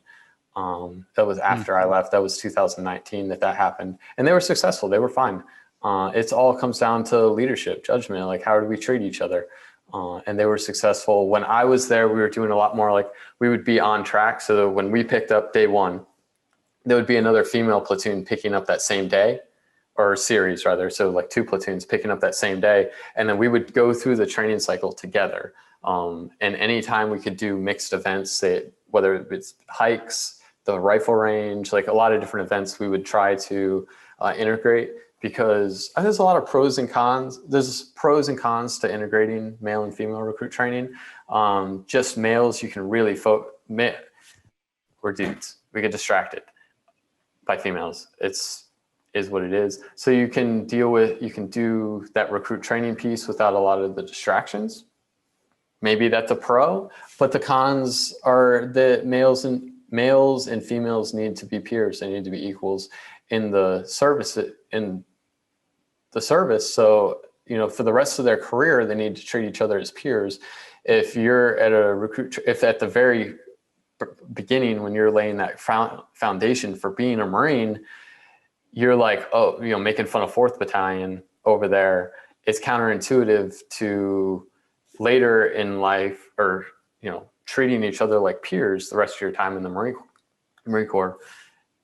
That's complicated. You could do a whole podcast on the integration of males and females in recruit training. It has its pros and cons. Ideally, in a perfect world, I think it could be integrated better. And the Marine Corps has actually made a lot of attempt, or they've been working on it. Currently, it's difficult, just the way the battalions are set up, and 3rd Battalion had some new buildings and stuff, so it was easier. The Marine Corps uses squad bays still for recruit training. That'd be crazy if you think, and we talked about kids like mental issues and all that kind of stuff. That'd be crazy to think you could put males and females in the same squad bay. That would be asking, I'm not concerned about the females. I'm concerned about the dudes being stupid. But putting them in the same company, like a platoon, like what happened with my good friend and the company that she led, that seems reasonable. So how was it divided? Is it a battalion of females, or is it a whole company? Okay, it's a battalion of females.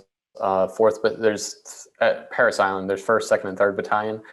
Those are all male battalions, and there's 4th Battalion's the female battalion. But is that a smaller battalion? Ish? No. I mean, because I believe the ratio in the Marine Corps is like, it might be a little smaller. I believe the ratio, never mind, it's not smaller. So San Diego does not have a female battalion. So at Parris Island, the battalion's pretty similarly sized.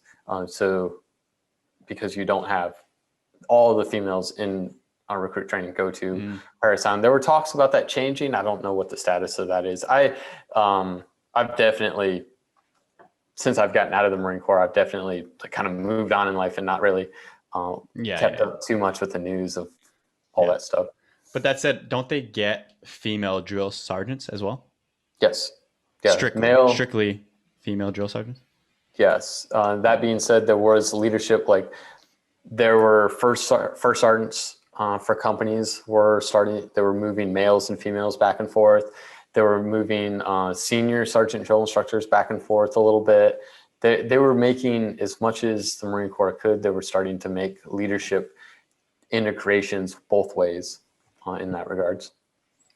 Interesting. I forget what I was going to say.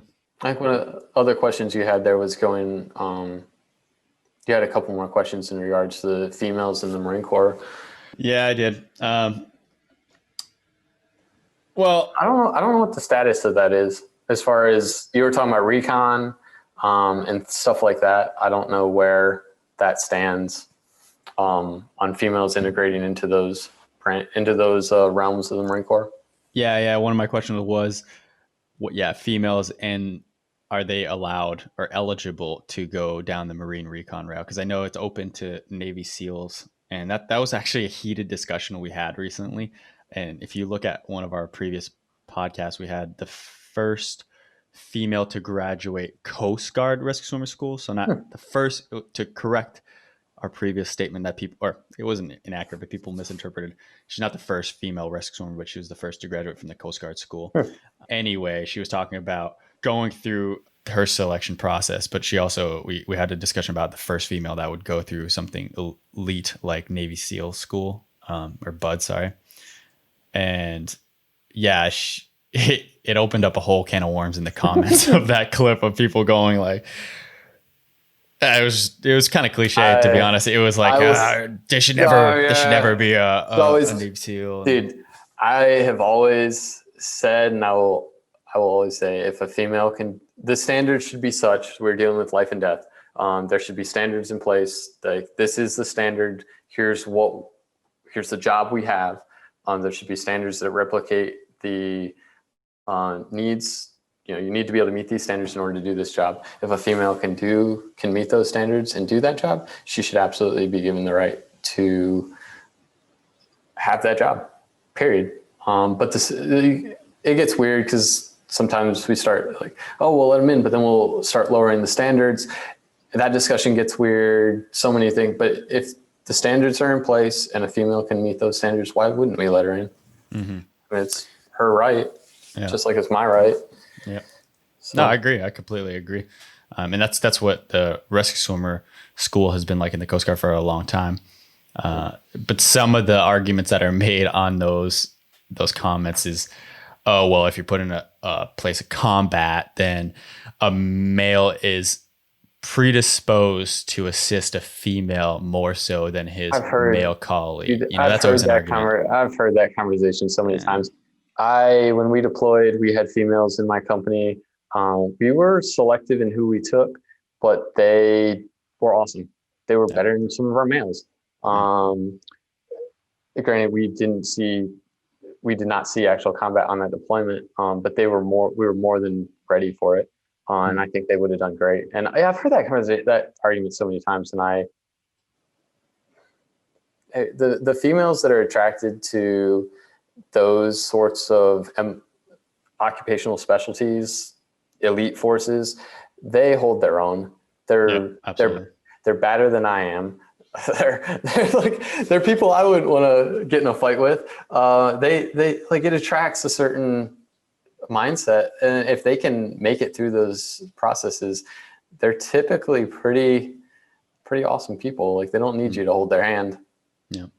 So what I was thinking about, just as far as females going through boot camp, I recall it not being, at the time that I went through 2012, it not being exactly the most hospitable environment for them, in the sense that some of even the the bathrooms for the females were not yet built or adjusted for them. So how it divided for us is our whole company is on one floor. So again, we were about 80 something. We were all on one floor, and the males, we had 3 squad bays. 2 were male and 1 was female. So it was just across the hall. So you could walk like through your squad bay door and through their door, and you're in their squad bay. That's the proximity of where we were. But as far as their bathroom situation went, I recall us being able to talk a little bit more near the end, and they were addressing like, we had to adapt just because of how short our pee breaks are, or like our bathroom breaks are. It's usually 5 minutes. You got to be quick. Males have the stalls and the urinals. And they also had the same thing. They had the same thing. So the females had to adjust, and they were doing they were lifting their leg and peeing into the urinal. And I was like, damn, that sucks. Like, that's They're like, yeah, that's just how we adapted to the circumstances. Historically, I mean, it's always been a guys club. Yeah. And it'll probably always have elements of that because ratio wise, just nature of the beast. You're always going to have more guys in the military. Yeah. I couldn't imagine anybody ever arguing something how you could possibly change that. Yeah. But that being so, there'll always be elements of it's a lot of dudes. But time will adjust some of those things. Sure. I'm sure they're better equipped now. Yeah, I'm sure they are too. Hopefully. Hopefully it hasn't been going on for however many years. Could be a female listening in that just went through boot camp. She's like, no, it hasn't. Still the same way. Hey, the DOD in general, some things take a long time to change. It does. Yeah. That's government for you. All right. Any more? How about this? Like, what kind of advice can you give any individual trying to go the boot camp route? What's a good approach when you're going to attend basic training? Good mindset. So for my mindset, know what you're getting into. You are joining a military branch, whatever the case, whichever one it is. The idea behind the military is to protect and defend the country. If you're just going there for your college tuition or anything like that, your mindset's not right. Be aware that you could be sent to combat. Granted, these days that's changing. It's a lot different than when I initially joined. But I remember so many recruits, you know what you're getting into. You're getting into very serious business. So go in there with the right mindset. Physical fitness goes without saying. If you're physically fit going into recruit training, you're going to have a lot easier time. If you're at the back of the runs, you're going to get picked on. What's the hardest thing a Marine candidate has to do in boot camp? Like physically, what are some of the benchmark challenges? A Marine recruit? At Parris Island? Yeah. At Parris Island, physically would be the hikes, especially if it's the hikes would be one of the hardest things. It depends on the build of the person. For some people, the hikes are the hardest thing. The runs would be... What's the hike? They're carrying like 35 pounds. And I believe the longest hike was 12K. So it's not ridiculous. Again, we're training basic Marines, not Force Recon or anything like that. So, but for some people, they would have a lot of struggle with that. Mental strength. It's amazing what you can physically do.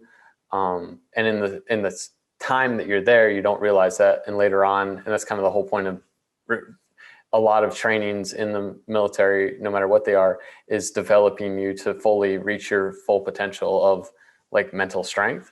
Mm-hmm. And it's amazing what you can accomplish with that. So just be mentally tough, and quitting's not an option. And just head it, you just buckle up and do what you got to do to make it through. Yeah. So I forgot to harp on kind of the elite military programs, and because that's basically what this podcast is. Typically we have those niche MOSs or rates. So we've had the only one not the only one, we're missing a lot, but we definitely want to have a Navy SEAL on and a Green Beret.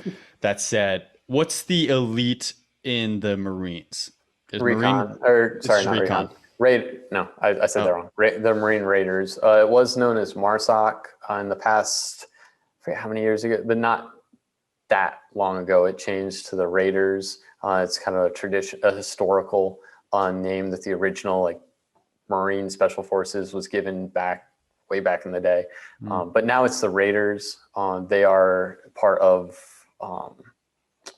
the special operations. They're in the special operations organizations. Oh, really? Because once you get Green Berets, all that, they kind of actually morph away. They become, and the SEALs, they aren't they do a lot of inner training with each other, and the blend is less Marine Corps versus Army or Navy, and they all become in these special operations command, and they can get a little different. So it's the Raiders now. Interesting. So what's a Raider? What are their duties?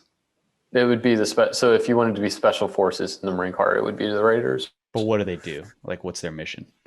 Well, nowadays they do. I mean, nowadays most people aren't going to. Most service members aren't going to combat. Yeah. The people that are being sent to actual combat are Army Rangers, Green Berets, the Raiders, in general, special forces or higher echelon combat forces. The average base level infantry guy isn't necessarily being put in like the very specific combat missions that are out there right now. So it's just a different echelon. They're dedicating a lot of money to a few people and training them very, very well. Vice expecting everybody now. Like when we went into Iraq, we needed numbers. When we went into Afghanistan, we needed numbers, like lots and lots of bodies. Now we're getting a lot done with a few people, and those guys are working really hard. Now, are the Raiders doing a similar job to the Green Berets, as in they're going in and trying to influence the local populace into fighting back in, whatever they need them to do? Or dude, you're not to my knowledge, they're similar missions, but I am not at all. There was a very short time when I thought I wanted to be special forces, and a lot of respect to the guys that are doing that stuff. But that is a different level of life commitment. And like I said, a lot of respect to the guys that are doing that. What is a Marine Recon? Is that not even existent? I believe they still exist, but it's a niche kind of thing. From my understanding, what we were talking about comments earlier, somebody's gonna be like, "Oh my God, like, how do you not know this?" From my understanding, it's basically what, as Recon exists today, would be a infantry organization that's given a higher allotment of money. The standards are a little higher. Like, it's basically taking it to that next level, kind of like what you have, kind of like what you have with the Rangers. And then the next level would be the Green Berets. In the Marine Corps, it's similar in that you would have Recon and then the Raider battalion, the Raiders. Very cool. Yeah, dude. Any parting recruit fun stories? Any goofballs out there that we can share and end on a good example, as we've said? So one of the secrets of Parris Island, so we talk about the drill instructors. We spent all this time talking about the drill instructors. One of kind of the funny thing is, though, Parris Island itself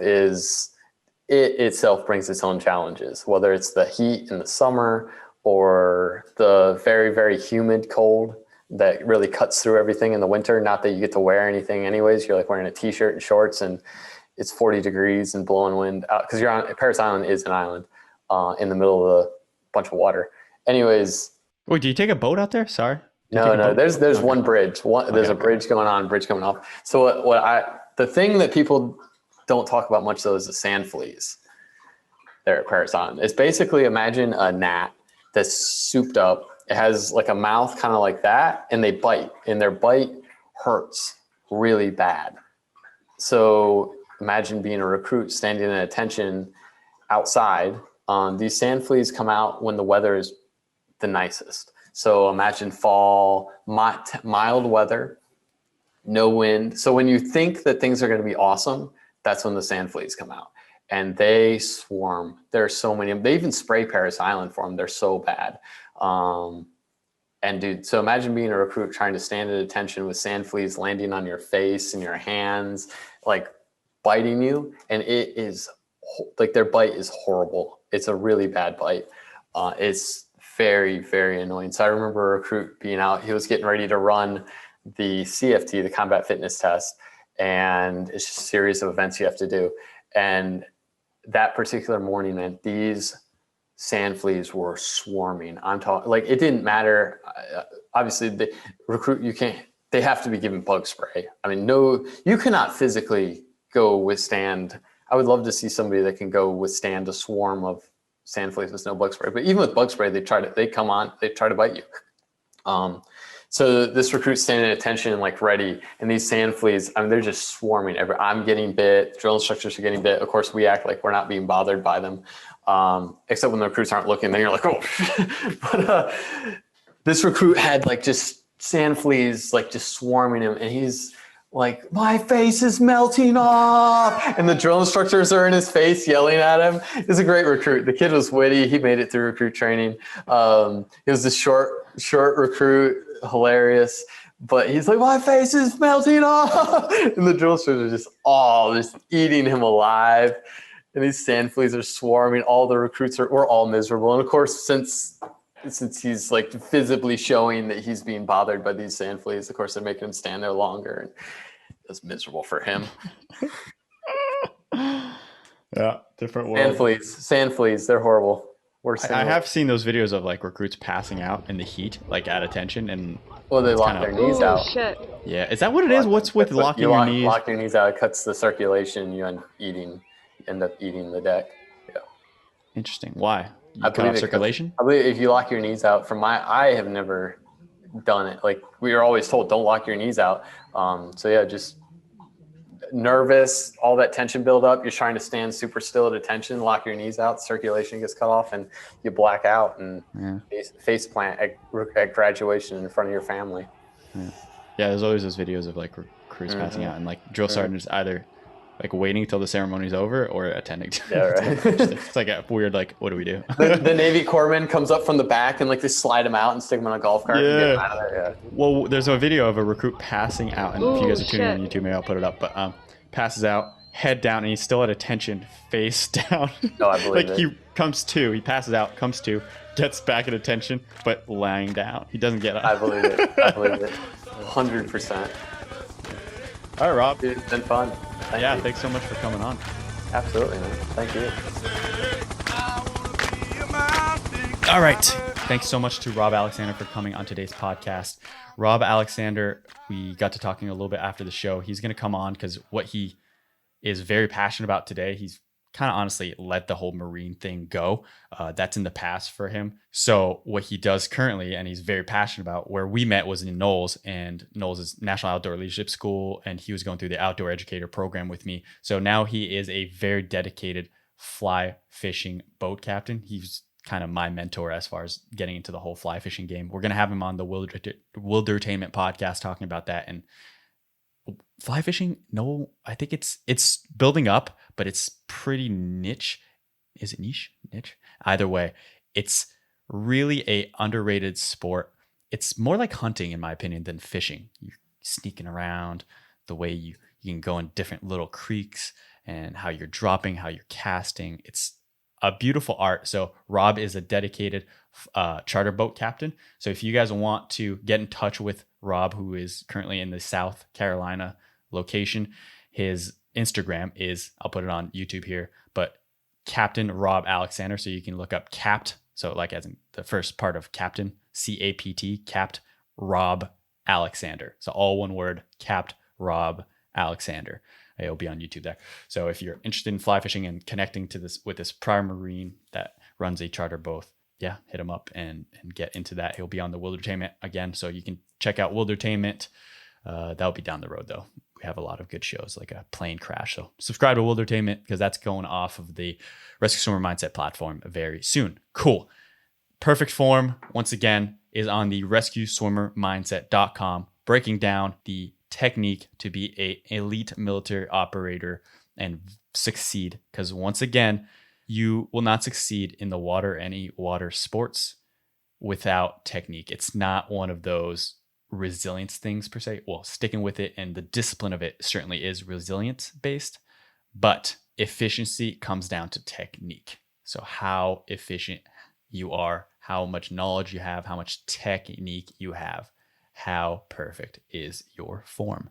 That's how you swim well. We had a bunch of guys in rescue swimmer school who had probably more heart than me, had more grittiness, if you will, but they didn't have the prior experience that I had put in as far as going through I did master's program, and I went through some courses, and I got educated by people that were masters of their craft in swimming. So I developed my technique, and that's what permitted me to be successful as a rescue swimmer and make everything so much easier, allowing me to be in that category of individual that say, hey, these elite military programs are 80% mental, 20% physical. It's 20% physical because I've developed myself with the technique, and I'm not a perfect swimmer, but I've perfected that craft to make it easier. And therefore I can focus on the hardships and the struggles of the mental.